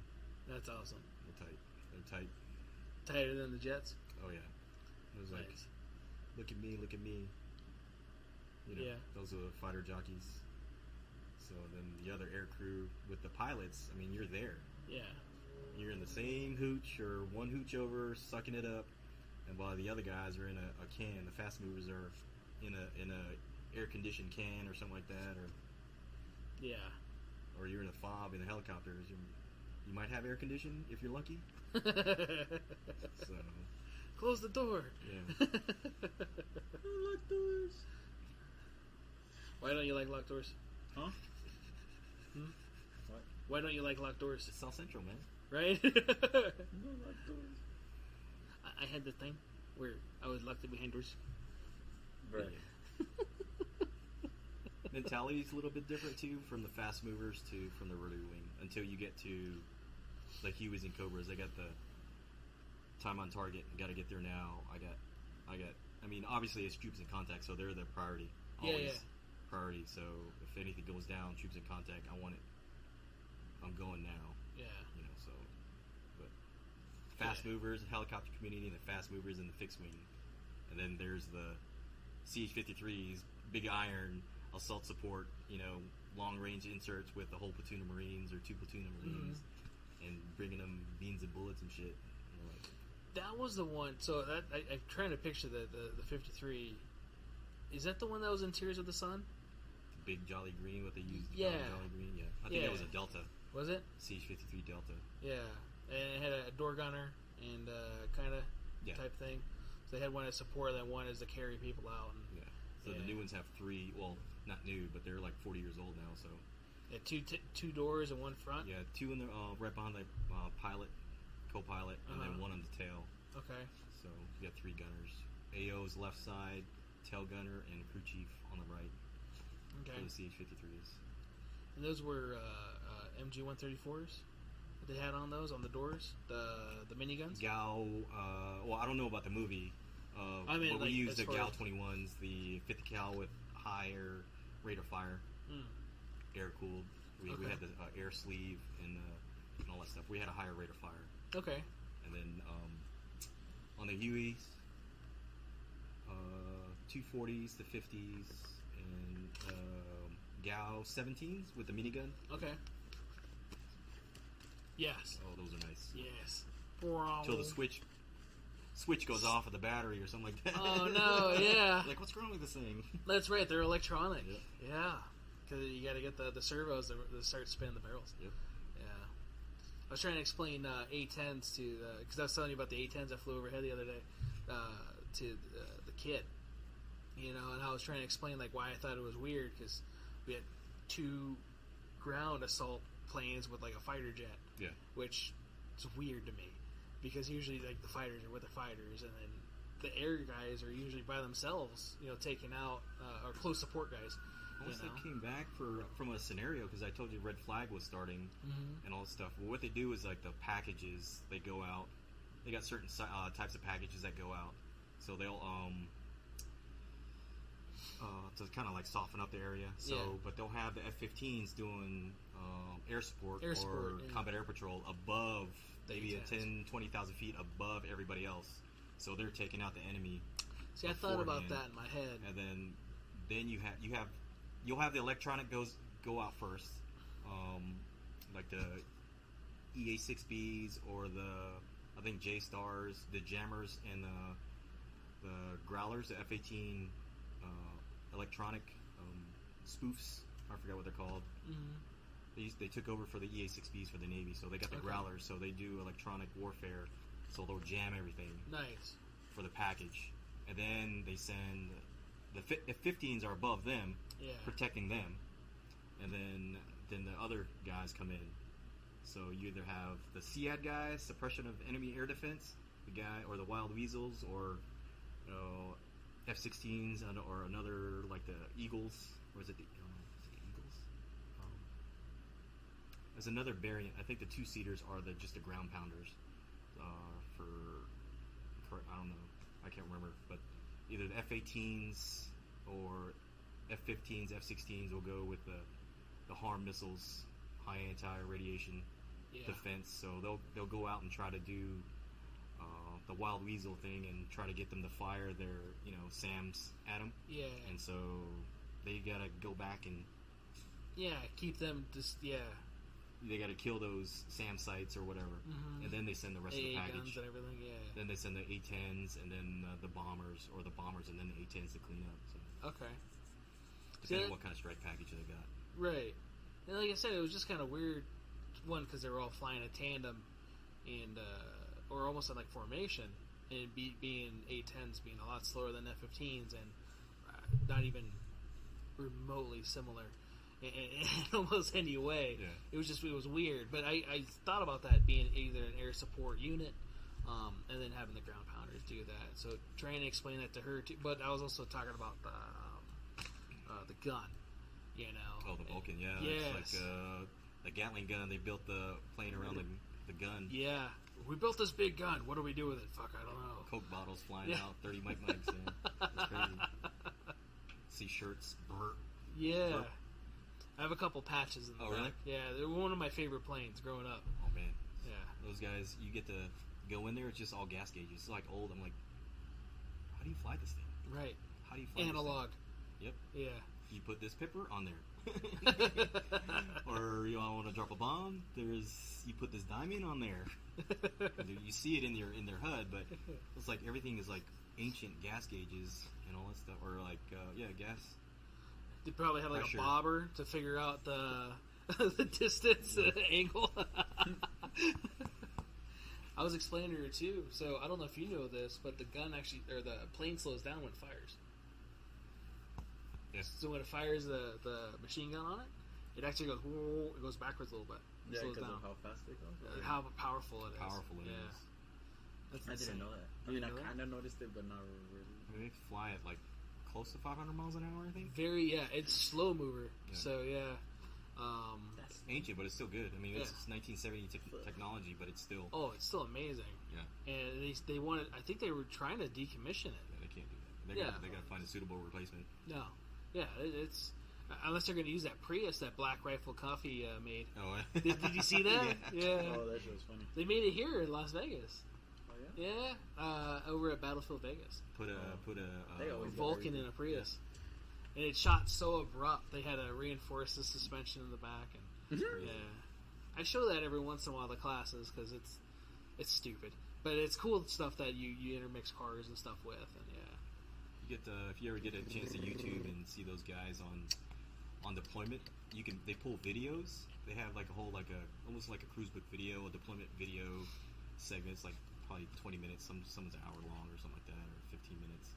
It's like or you go to search Hornets ball as F-18 Hornets, or just you can type in a random unit and it'll pull up a deployment video, and it shows Really? all the stuff that they did if they drop bombs or something like that, or Huh. Yeah. I didn't know you could find that stuff on yeah, YouTube. that's how they do it now. Yeah. You either buy a book or you get the video CD, or you look it up on YouTube. I just thought that wouldn't be declassified information to throw that out there. They're supposed to. So you, if you're looking at some of the video or like on displays, some of the stuff might be Blacked out or whatever, or redacted, blurred or whatever. Yeah. It's like lat longs and all that stuff. And Yeah. occasionally you'll see like laser codes or something like that. I'm like, oh, I know what that is. Oh, you're at 20,000 feet and going this fast, and you pulled this much G's, and this is what you're going now. Yeah. Just either Hornets ball or just like a cruise. Type in cruise book video, F-18 cruise book video, or something like that. Yeah. Or even for probably for the Air Force units, they might do it too. I know the Navy and Marine Corps does it. So, all the flight deck landing and all that stuff taking off and all that crap. I know those Hilo videos, which are pretty cool. I don't know if you've seen any of those, where they'll use the IR stuff and at night op stuff. You see the laser? Yeah. And, all you see is the laser. You see people, and then you don't see people. I think so. It's pretty cool. I can't remember how they do it. You have to do the lag if you're shooting a gun. Yeah. They high and to the right on one side, and then I think low and is it low and to the left? I can't remember. So you make your rounds. You're walking them in. Yeah. So you follow the tracers, or if you have the your laser. I mean, all it is Kentucky windage. So yeah, because you're moving forward flight, so you got. Oh, you can see them just walking it. Yeah. Because they'll take a couple shots, like, okay, wah. There's guys who just money. Oh, yeah. You go out there, you're like, holy crap. You're like, oh, yeah, I've been doing it for a couple years. Yeah, as long as you know, especially with distance and everything else. But the ordnance they have on there is a little different than what we use here on the ground. Yeah. So, yeah, their windage is a little different. But then again, they got propellant. The downforce. Yeah. So they have a little bit different adversities. It's all training and all that stuff. So it's like, another day going to the gun shoot. If you drive up on the 95, going towards Creech, at night you'll probably see some guys. If there's a Hilo unit on Creech or on Nellis, because my guys used to come up here all the time. Yeah. And you'll see Blackhawks leaving, coming, going all the time. Yeah, but at night though, when they do, because there's a gun range. Yeah. Right by the test area. Yeah. Right before you get to Creech on the right hand side, you'll see like the tracers, so you hear the helicopters and you see the tracers. Because there's actually right outside the gate as well, coming south on the left side now, coming back to North Vegas. So on the left hand side, there's like an ECM range, or we used to fly through. It has a Smoky Sam, so it has like the fake rockets that fly up. Yeah. And if you look down, you see these rings on the ground, and then there's like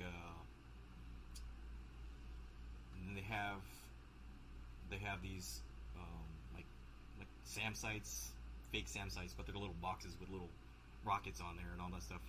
It just shoots up. It's like, oh, we're toast or not? Yeah, you're either calling a visual, chaff flare and all that stuff, calling visual left, visual right, or something like that. And that's pretty cool. And then practice evasive maneuvers. Yeah, so you're coming in because you're turfing. You're going over the mountains that way. Or you're flying in between. Okay. You're flying in between, so your signature is low. You're flying in between, but then when it opens up, and then you see it opens up, and then you see these rings. That's where the Smoky Sams are. So they'll start popping off, and then you got to take evasive action. So they got to deter it, and then they pop off their chaff and flares and all that stuff. So that's awesome. So you're like pulling G's. I'm like, this helicopter can pull that many G's? Really? Yeah. Like 4 G's, you're just like pulling. Well, what was that one movie? Mr. T was in the original show. A-Team. They found that helicopter pilot that does barrel rolls and shit and backflips. Mm-hmm. Oh my god. The crazy guy. Yeah. Watching that movie, like, I don't know if that's really possible. I want to be in that helicopter. It's probably not really. Yeah. I can't even do that on Ace Combat. That game's the shit. Ace Combat is the shit. I almost downloaded another avionics game, I think on PC. You won't. I might. I don't know. But I haven't really been playing a lot of games lately either, so. I've been waiting. Yeah, I know. I'm sorry. I know. Well, shit, the other day, I was a little precautious, because of the house thing, and... Oh, yeah. So, I don't know if I told you or not, I got home after work, and almost felt like someone was casing out the place. What? Yeah. So, front door was unlocked, and, dogs were out, so I'm assuming that they met the dogs, if it was anybody. and close the door. But it was just weird. It had a weird vibe like the whole day after that. Alarm and no cameras? You got cameras? Well, that's the thing, is they like blacked out. Fuck Yeah. ADT. Fuck ADT. Dude, yeah, ADT sucks. So if anybody has ADT, I'm sorry. If anybody's looking for a good security system, look somewhere else. Sentry or something like that? I don't know. Something, yeah, I don't know. Yeah, I don't know. They were probably really good way back when, but the camera didn't even pick me up coming home. Yeah. So I would call them. yeah, Because I have ADT too, so I mean, and I have like other cameras on top of that. So, Yeah. and if anybody, we can't even. You hop the wall, I'll see you. The lights Right. will come on, and then I'll see you, right, and all that shit. So, right. So that was the thing too. I was talking to him, and dogs just randomly went off in the middle of the night, and they came back. I don't know. But that was the thing. There was some signs that somebody might have been outside just because of neighbors, their lights and stuff like that too, and everything, and stuff that gets triggered when I'm outside. Yeah. So like, Because my wife thinks I'm paranoid. We're like, oh, you got all these cameras. What do you need all these cameras for? it's the catch in the event that something happens. Better be prepared. Right. Sometimes it's a deterrent, Yep. and then or it's for the after part too. So if something does happen, at least you could give Metro or whoever, law enforcement. This is who they were. I mean, you Right. guys on Nextdoor app and all that stuff too. So, in our area, and stuff comes up. Hey, these people came to my house, or Yep.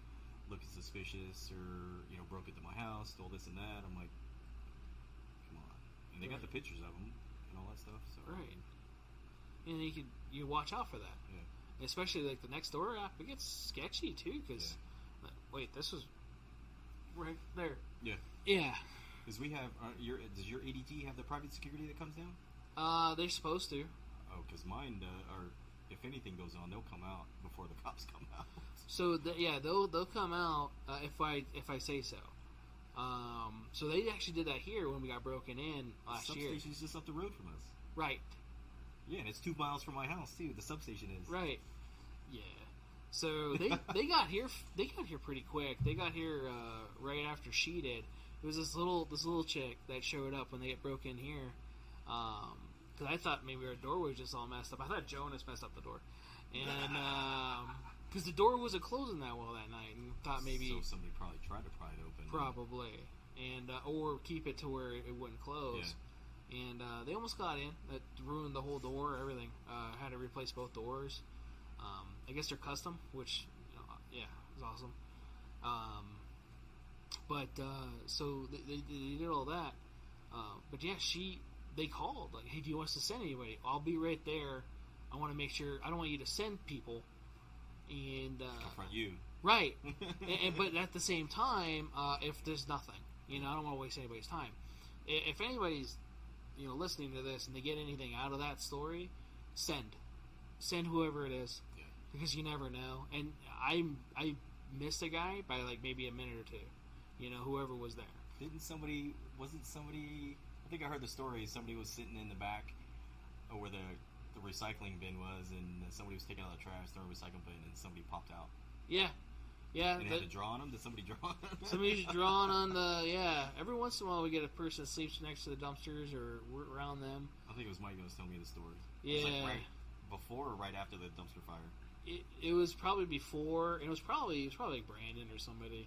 So I don't really know if anybody that actually drew on anybody, but they probably said they were going to or whatever, and hopefully nobody actually drew on anybody, especially for that. Yeah. It's a bad day for both parties. It is. So, you're carrying a gun. You're never looking forward to actually using it unless it's for recreational use. You look forward to using my guns all the time for that. Yeah. I hope to never have to actually use it in the event if I need to. Yeah. Am I trained and capable? Yeah, I feel so. Probably not as much as I want to. And nobody really is, unless you're that guy in fucking Indiana. But that guy's a stud. What was this? 40 yards, That's 10 far. shots. Yeah. 40 yards is far. My security footage is 43 yards. Was it? Oh, I didn't see the video. It's longer, I didn't see the geez. video, but 40 yards is hella far. Yeah. right? And so 40 yards, 10 shots, 8 hit. You know, and that's really good, especially under pressure. People running everywhere and freaking out. So you have a lot of in between and behind too. There's a lot of thought process with that. And that guy's an all-star. Yeah.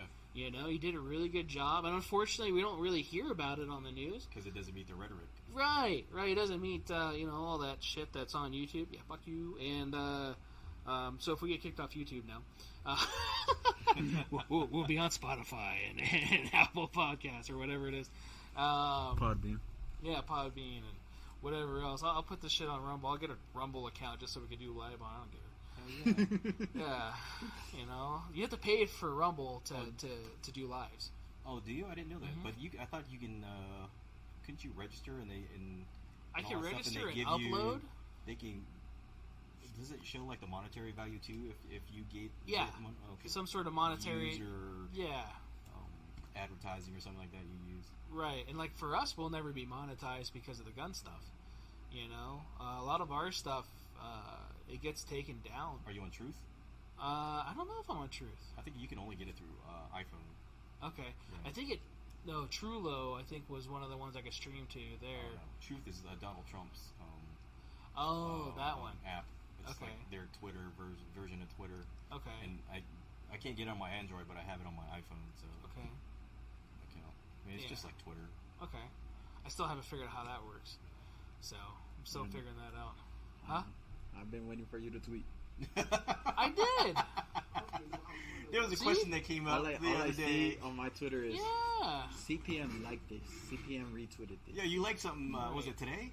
Yeah. I saw that. I liked a few things on Twitter. Watch Today. this. Yeah, today. Yeah, I saw that. A few things, because it was like cars and guns, Yeah. which I was liking. Or today is, what's that one guy, Don Bajornio or whatever it is? Today is, Bongino.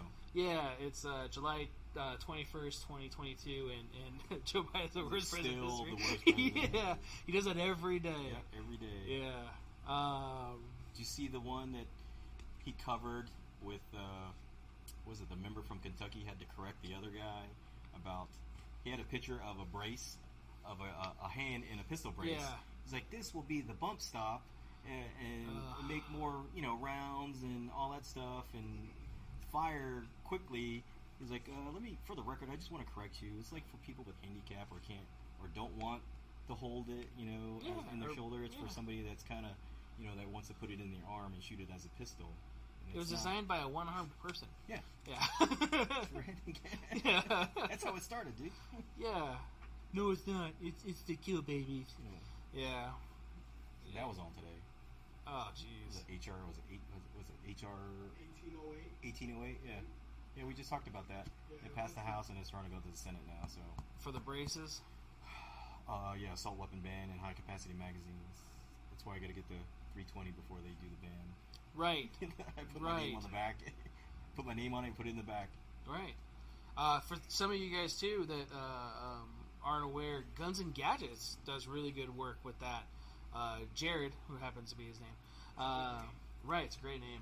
But he runs Guns and Gadgets on YouTube. His channel's grown astronomically over the last couple of years, which is good for him. Retired cop, I think, or he got injured, I think, and then just does YouTube full time. I don't know the whole thing, but he has a lot of information about newer gun laws that are coming out. Because we get questions all the time, like, "Did you hear about this?" Like, I didn't know that was a thing. Hold on a second, and it could be even like a California gun law. Yeah. They just did that, making manufacturers and gun stores liable for shooters In or New York, right? They could get sued. yeah, New York and California. Gun I thought. manufacturers could get sued in California. Yeah, And New York. That's yeah. California and New York? been Yeah. some cases, the Remington case. That was they started doing that then, and then they came out with some more laws now, and then two with the California thing is, and they're trying to make it a big thing as far as it's not anything different, I don't think anyway, but it's saying that they're trying to make it to where even if you're a proceed, to deny the gun. Yeah, as a shop owner or Yeah. associate selling you the weapon, Yeah. it's their discretion whether or not they can do it too, And that's- or they can decline the sale to you because Right. they think you're kind of. And that's normal. that's not a new thing. Yeah. So for me, I was kind of confused when I saw that. I'm like, I can do that now, here. Been able to do that for years. If somebody comes in inebriated or looks like they have violent intentions or angry, Somebody came in smelling like weed today. right, I'm like, oh wow. right, It was like in and out though. I was like, oh. yeah, I think I know who you're talking about. I was like, holy crap. yeah. Glasses, black glasses. I don't remember. I just know I smelled the weed. I was like, oh. I smelled something.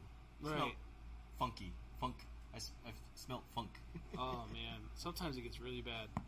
But yeah, But you do. as an FFL, you're allowed to deny a proceed, and a lot of people don't know that. It's up to us as far as that. We're the man on the ground. Yeah. Is the word. We're the in-between guys. Yeah. So definitely don't want to deny anybody their rights, but you have to be smart about it too. Yeah. You know, and if you're not in a mental or physiological, I guess, state to Right capacity. right to take such a tool, you're not going to have it. So, and that's any gun store. That's anything such as that. So, we got one thing on here. So, if the manufacturer can be sued for use in a crime, what if they use something from a long defunct manufacturer from Cobra Calico? Right. So, that's a good question. Those companies are no longer around. Good luck with that one. I guess. Right. I don't know. I don't think they thought of that nor cared when they came out with that law. And again, I saw some of those, and this is going to get into the conspiracy side of it. But the Indiana shooter, his loadout was very similar to the one in Uvalde, as far as how the guns were set up and everything. So you're saying there's somebody on the other line doing Black Ops and trying to provoke our teens and millennials to Fact check. No, I would never right say that openly, but they are. And yeah, call that psyops. yeah, manipulate. Yep, that's all their job. Right. And yeah, unfortunately, I would like to think that doesn't happen, but it's kind of hard with some of the stuff that's been happening lately. And At the opportune time. So. and opportune times. So that's the in question too. Right. Oh, this happened. Okay, now we're just about to sign this bill or push this bill to meet their Right. objective to push. Yep. And it's always around a certain bill, Yeah. around a certain something, Yeah. Elections and different stuff. And again, you know what? You can fact check me all you want, but Monkeypox, COVID coming Right. up, so November time frame. I'm sure everybody's been wearing a rebreather air mask or like a bump helmet for right. chastity belt or something. Chastity belt. I'll be walking around with my scuba gear. Yeah. Right? Scuba Scuba Steve. Steve. I'm Scuba Steve. So Jinx. yeah. It's nice that we're on the same page with that, though. I almost watched Big Daddy the other day. I did. Did you? It is a comes great on, movie. like, What? It's July. It probably came on like 4 or 5 times already this year. So TNT or yeah, I think it comes on like TNT or USA or something like that. Yeah, but it's the edited version. Yeah, some of the good stuff weren't out. Yeah. Yeah, how's Piss Hooters my going? pants. Yeah. I peed my pants. Is that line about old balls? It's the dude with the crazy eyes, right? Yeah. Yeah, Crazy Eyes was awesome. No, wait. Crazy Eyes was a different one. Was it That was Mr. Madison? Deeds. Oh, I'm getting all mixed up. Yeah, all the Adam Sandler movies. I watch, yeah. Yeah, Adam Sandler. It was Crazy Eyes because he inherited money, and then he gave him a Corvette or whatever it was, or something, and then he crashed it right afterwards. Yeah. So. I don't think I've seen Big Daddy's. Or, Dude, it's always on. right, Big Daddy? It was it was just on like a couple days ago, maybe this weekend. It's probably been since. Caddyshack 2 was on like a couple days or a week before that. Oh shoot, literally saw that in theaters. All I really have is streaming stuff anymore, so I don't. Oh, really? Yeah. Like, I got home the other day, my wife was watching, what was it?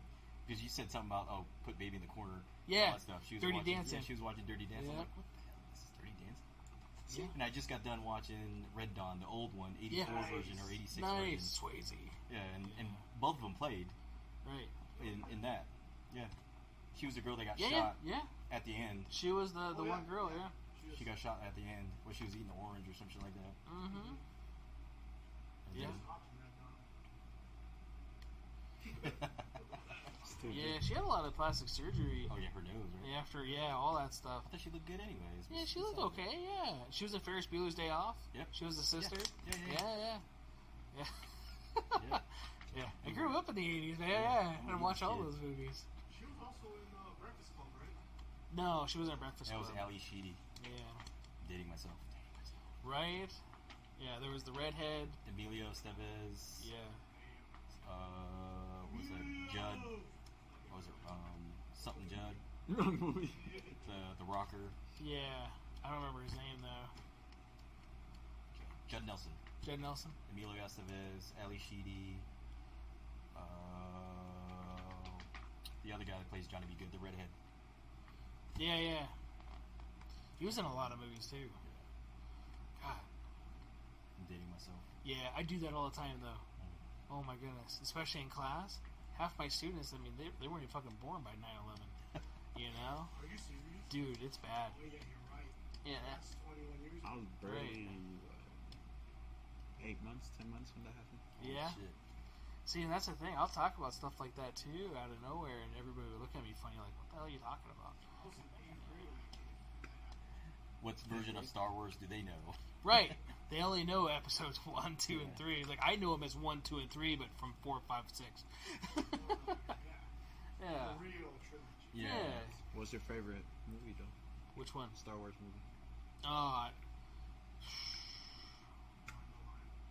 You know yours? What is it? It's that one with the Asians and the guns. The one with the Asians and the What guns? the Name of fuck? it? I forget the name. It's the one where the base gets blown up. All bases get blown up. Right. Oh, okay. It's like a planet base. Wait, all of these. The Death Star? No. You talking about Rogue One? It's I think it's the- Rogue One. Rogue One? That's Yeah. the one. Yeah. Nobody your likes that favorite one? movie. No one likes Rogue One. Nobody likes that movie. That movie's ass. The best part of that movie was the end Solo when Darth was better Vader than killed that. her. No, I'm just kidding. Yeah. That was the best scene. Yeah. That Everybody video. dies in Rogue Recent One. trilogy was horrible too. Yeah. That's It's what I not about hear. Attack It's of the all Clones. woke and shit. It's like I couldn't get into the new Matrix, and I couldn't get into the new Batman for some They reason. actually come out. I haven't watched The those. thing is like 3 hours long. The Batman, yeah. Oh, that movie Was The Matrix legit. okay? I couldn't get into the Matrix one, the red pill or blue pill. I couldn't get into it. When did it come out? The Matrix? That was a year ago. The Beginning- Batman one was yeah, about a funny. year ago. Yeah. Well, I'll tell And you the what. Batman is on. It should be on Netflix or what's that? Prime. Is it? What? Yeah, the Matrix. It's on Prime. Yeah. HBO Max, I think. Already? HBO Max or Batman, probably. HBO DC Max, stuff Batman there. for sure. Oh, Yeah, really? Let me see. probably. I have to go check. Because they have a lot of DC stuff there. Yeah. Yeah. Yeah. No, I just see a truck that just parked. Oh. Lights flash. She'll probably come to the door. I don't see a shadow moving over here yet. But it'd be one of those things, why aren't you open? So, have you gotten that yet in the morning? Somebody came in. Yeah. We're knocking on the door and all that stuff, and I'm like, "Is that Lenny? Who is that?" I'm like, "Oh, it's Lenny." We'll just let you. It's like 5 to 10 minutes. It's like, Yeah. it's Lenny. It's usually not that, especially if it's Lenny. Unless he's watching, then no, don't open it for Lenny. But, No, it's yeah, only I if opened he's it. watching. I was like, "Oh, it's Lenny." He's like, "Yeah, I'm supposed to do a private party transfer." Hey, Lenny, if you're listening, He's watching. You gotta giving a ask shout out for SRT. Everybody, check out SRT if you guys need your CCW. Right. Right? Right. Lenny's awesome. He was here earlier. I just scheduled my class. Or yesterday. Did you? Yeah, yesterday. Yeah. He was supposed to. He called me. He's like, "Hey, you signed for a package this morning or yesterday?" I'm like, "Yeah, I signed the last 2 packages or whatever that came through." He's like, "Okay, we'll be there in half an hour." And I had left at like 2:30, and when I was at home, I called to schedule an appointment with SRT to do my CCW, and I talked to Melissa. She's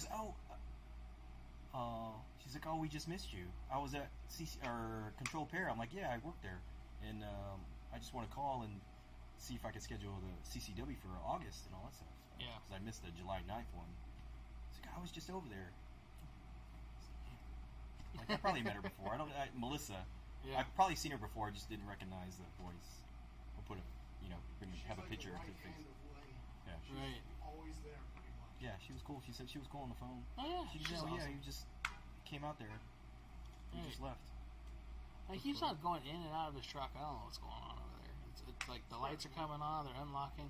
He just got here, so maybe he was pre-gaming. I don't know. I We'll can't see. say shit. Yeah. 103 degrees out. Still? What would you drink right now? Yeah, my watch says it's 108 outside. Are you serious? 100 Yeah, what? 108. I got a watch like you You and got me Chris. fucked I won't wear it up. because you guys had it. All three. They would have been. I'm like, Yeah. no, I ain't doing it. Just wear it. It doesn't matter. I told you about the boots, man. It don't matter. Your computer says 109. 109? Okay, sorry. Garmin. It's off by, What does mine say? X amount of whatever. Mine says 100. Well, no, mine says 107. Mine says 103. That's Galaxy. That's off. It's the, fucking hot. Let's just go That's with all that. it is. Yeah, let's just go with that. It's hot outside. Speaking of that, though, just want to thank again everybody that's tuned into this, or at least part of it. A lot of people can't really keep on for the 2 hours or so that we're here. I try to keep them to an hour or so, and it never really works out that way, because then we do sometimes find stuff to talk about, which then it's good. I'd rather talk about stuff, get more information out there, especially if we started to talk about gun laws and different things, and there's some stuff I want to do a little bit more, and I keep on saying that all the time on like the coffee and questions thing. Is bring up some laws. I was trying to Google stuff recently, and there's not a lot of great information about a lot of the laws that are coming out. Because I would put like new gun laws, and it'd be shit from like 2018, like your top few things, and like this isn't new. Yeah. What about right now? Because there's stuff going through the House right now. There's stuff that's getting pushed through. Some things are good, some things are bad. They were talking about the constitutional carry thing with the Indiana guy. You good? Yeah. So the Constitution carry was one of the reasons why he was carrying, I guess, in Indiana. So did that work out everywhere? No. I think only for that state. Oh, for that state. It was fresh that week, actually. Oh wow! Because I saw that they mentioned that a lot. It's a new law that just came out, the constitutional carry, something, and I know that's been a law in place for a while, and or looking at getting in place for a while. And then when they said that, I'm like, oh shit! Did we get that? No, I think it's because of that ruling, about what was it that went through the Ninth Circuit or the Supreme Court. Yeah. Overturned New Jersey's and California's law, Okay. or technically New York's law, and then because of precedent, it applied to the other places that were going against it. Right. Yeah. So Okay. That's why places like California is turning. Some places have become like they're trying to make them like shall issue instead of may issue Okay. on CC, I guess. But there's a lot of barriers still up. Yeah. Okay. But yeah, I know that stuff was trying to get through. We're not going through. Yeah, you're good. They got you going and coming. Oh, really? Yeah. I don't know if it's laggy or not, but Well, it'd be great. Yeah. My bald, I think I know. shiny head. right. But yeah, our guns and coffee thing, I still want to do that. I still want to do something with that, and it might be something where I incorporate some of you guys every once in a while. We just do something remote, because I can do live shows, just audio podcast wise, through our Podbean system where I do all the podcast stuff. What if? Mm-hmm. Oh, you live shows if we go to the range or something like So live, I could do that too. I could do remote. that? So Do Wi-Fi. We have like somebody in a vehicle have Wi-Fi. You can bounce that off of. yeah. Well, I have the Verizon tower thing okay, I could okay. take that we got for gun shows that, Okay. that we don't go to anymore. And right, I'm not trying to be like bitter or anything like that. It's just the gun shows, especially within the last few months, have not been awesome, you know, and for us or for even the consumer side of it. A lot of red tape, or just to be a part of the show, or not so much that it's getting equipment. tied. Yeah, so like you can't get certain firearms. You can't get certain things that people are required. Like you go to a gun show for.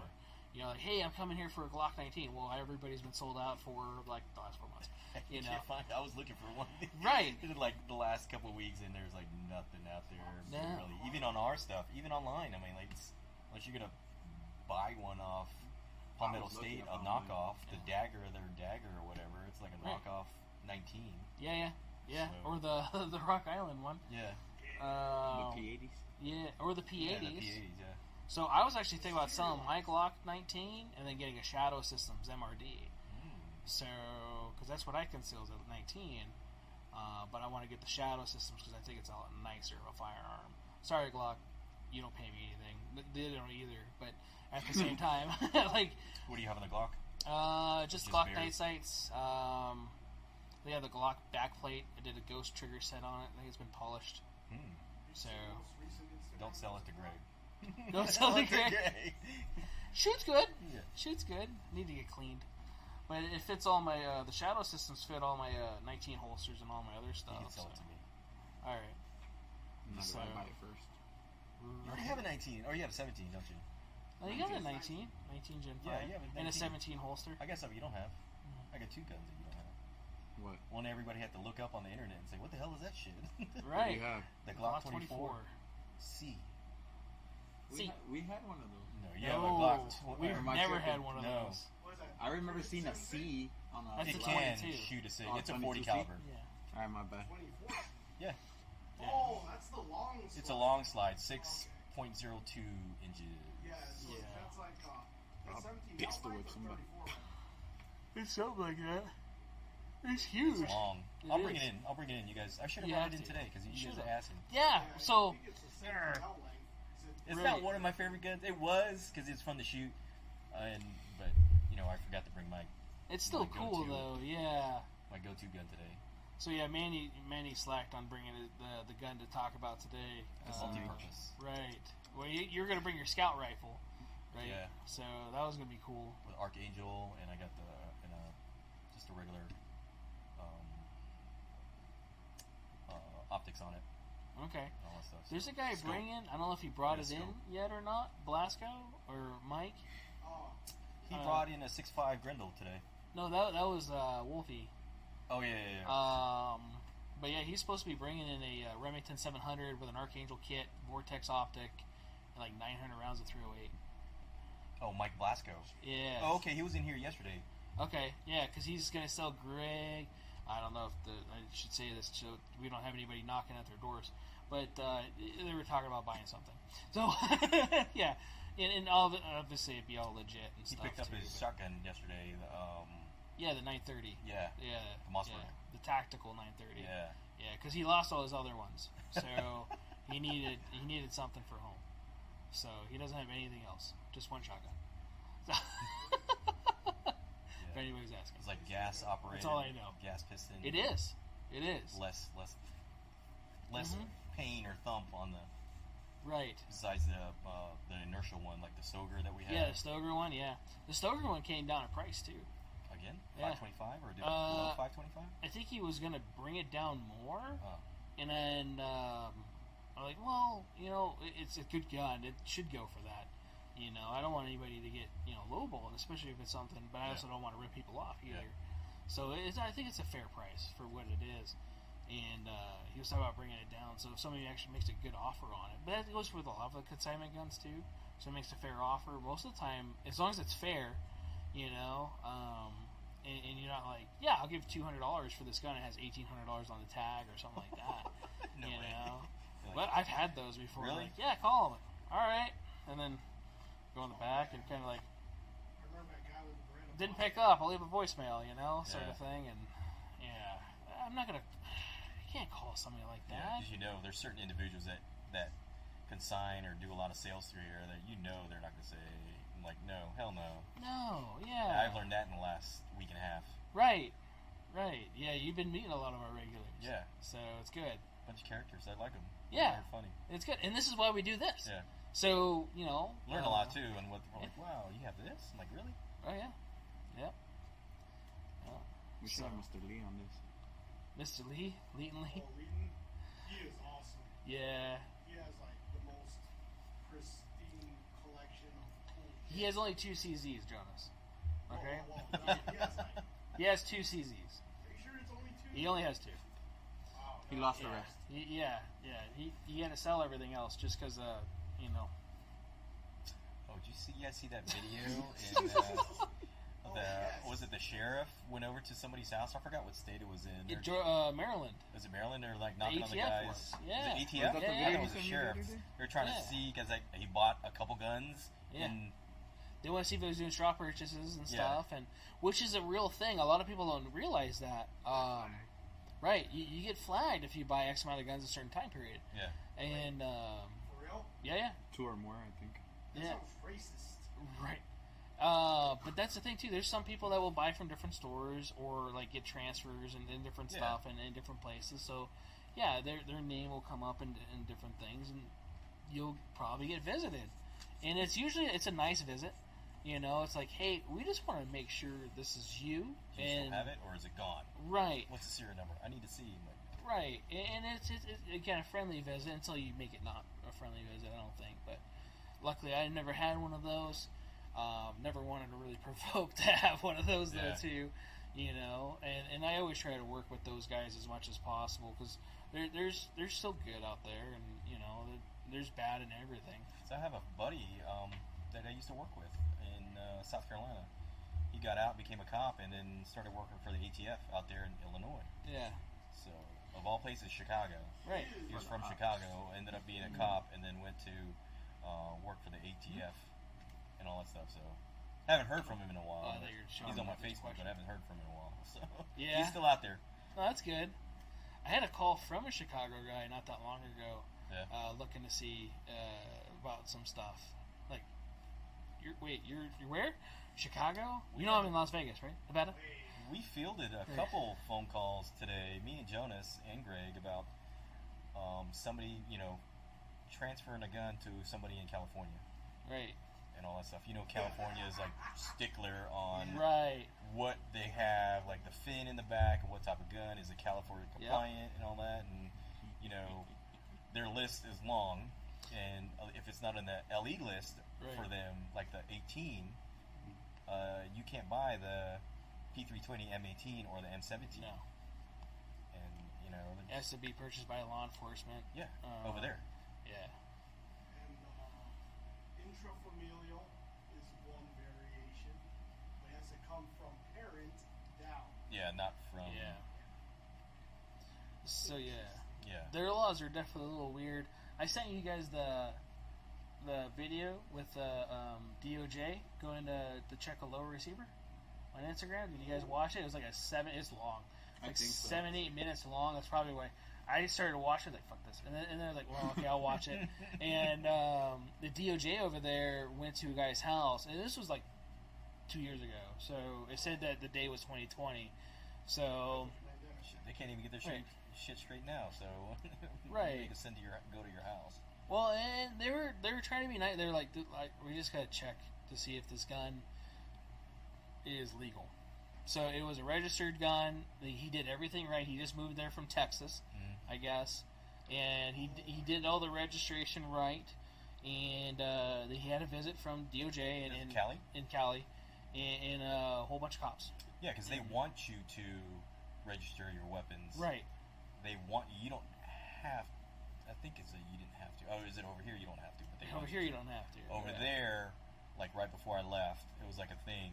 Like after, like for military, like you had 90 days or 30 days after your weapon comes into the state, and then if it's on their list, then you're gonna have to get rid of it or turn it in or some shit like that. Yeah.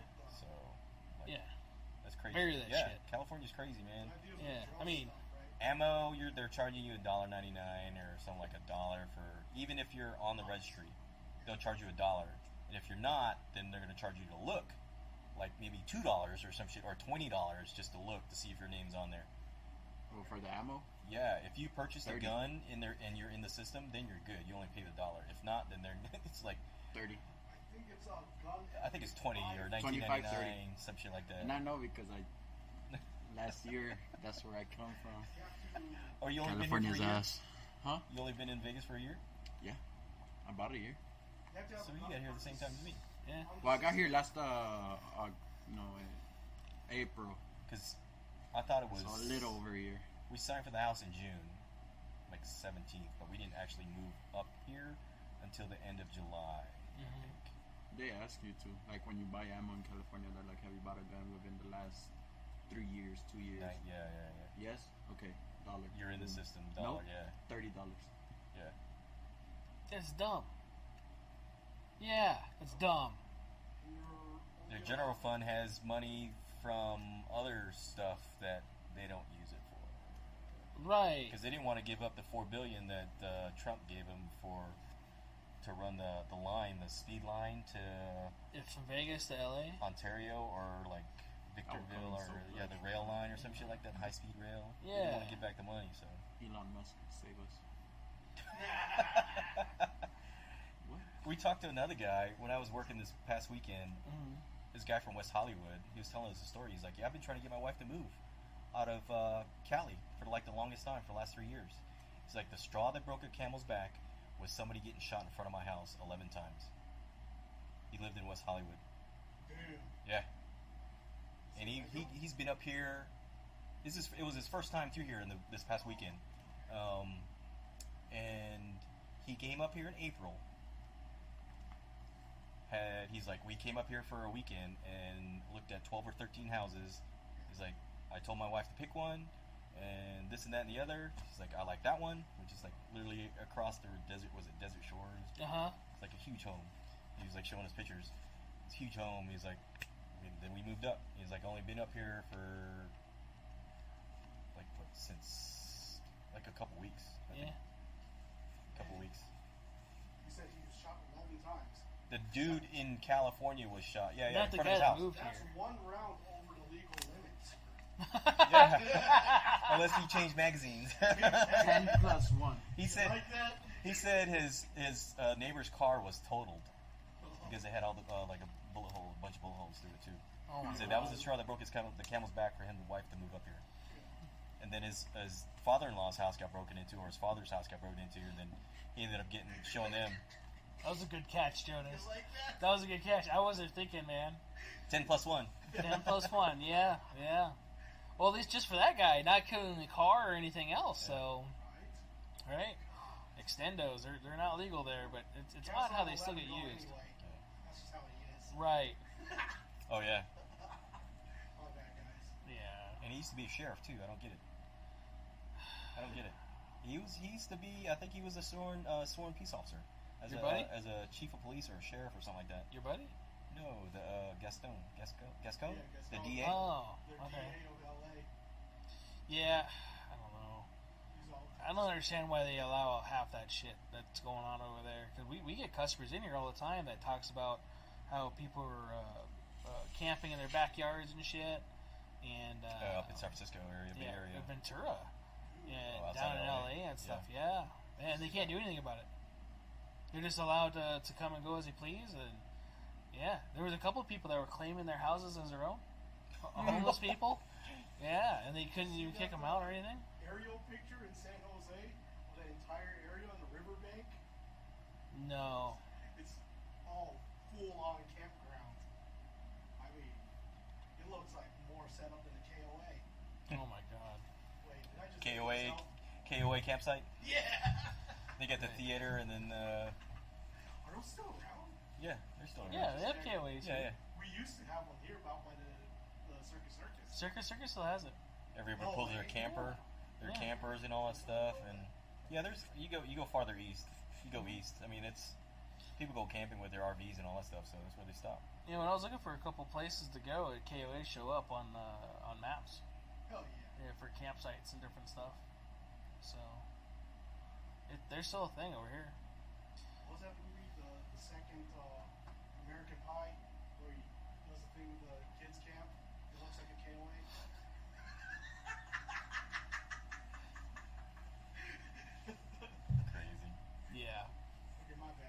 You're good.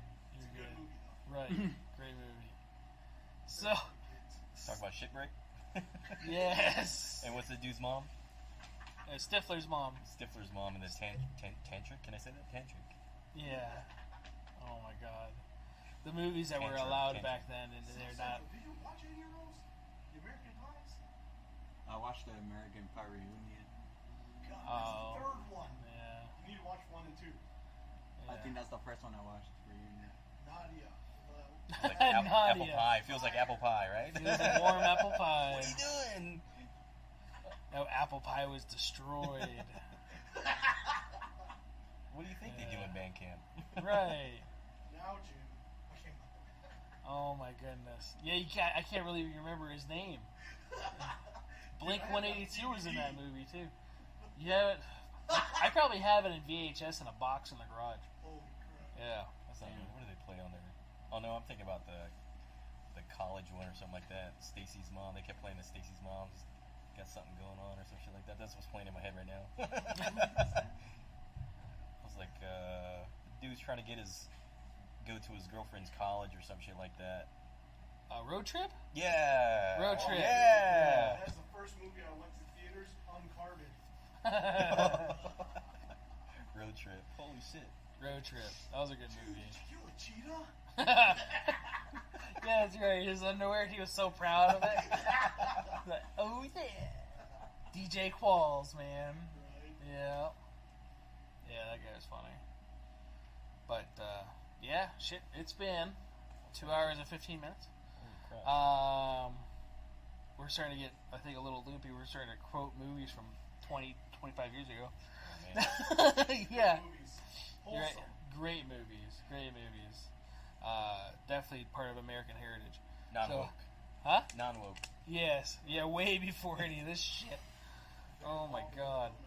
Right? Yes. So, thanks again for tuning in to us live here on YouTube. Thank you again, Manny, for being here. Yes, sir. Welcome. For those of you that have been trying to watch the live stream, and I think it's been kicking me on and off, I think I've been staring at the same picture of myself on my phone for a while. And, yeah, that keeps on blanking out or not. So the recorded version should be up, hopefully either tomorrow morning or whatever, along with the audio version. I do take those, try to clean them up as best as possible, and put those out there. The odd part is the lives usually get more views than the recorded versions, even though the lives tend to be a little bit more screwed up. So, oh, you're looking to see if it's there? Yeah. So, all our links to find us, or should be on the screen right about now. It may not be because of the lag, but as far as South Central shows me with his face, they're on there. So it shows our Spotify. We have a Twitter. We have a Twitter account. I've been trying to the tweet, the twit it. Yes, These are and FNG. right. Trying to put more stuff on there. I put the Jeep pictures from when Dalton and I went out there. top. Yep, that was a fun trip. So I try to put that stuff out there, and but try to do more with that and grow our social media stuff up a little bit more as well. Which, you know, I guess that's how you grow business now. Yeah. Is all social media. Connected. Yeah. Non-woke connected. Right. And that's the thing I like about the podcast part too, is the audio parts of it. So going out to all the podcast mediums, is it is all First Amendment, and I can have my own opinion, and I could say stuff to where it's not, you know, if you're going to get offensive, you're not going to listen to it anyway. So, yeah, it's one of those things. So I like that a lot. Other than that, guys, thanks again for tuning in, and tune in next week, Thursday, live at 7-ish, right? Thursday-ish? Thursday-ish, 7-ish, right? Plus or minus 10. Right. Fuck, man. And Deviation. right. Hopefully we don't have that many issues next week, but I don't know, man. I was trying to get the computer to work good before this, so. Today was a solar flare day, right? Solar flare day today. Oh. So. Some inversion Yeah. going on then, huh? Yeah. The only flares I know is hip hop is breakdancing. So. Thanks again, guys, for tuning in, and tune in next time. Appreciate you.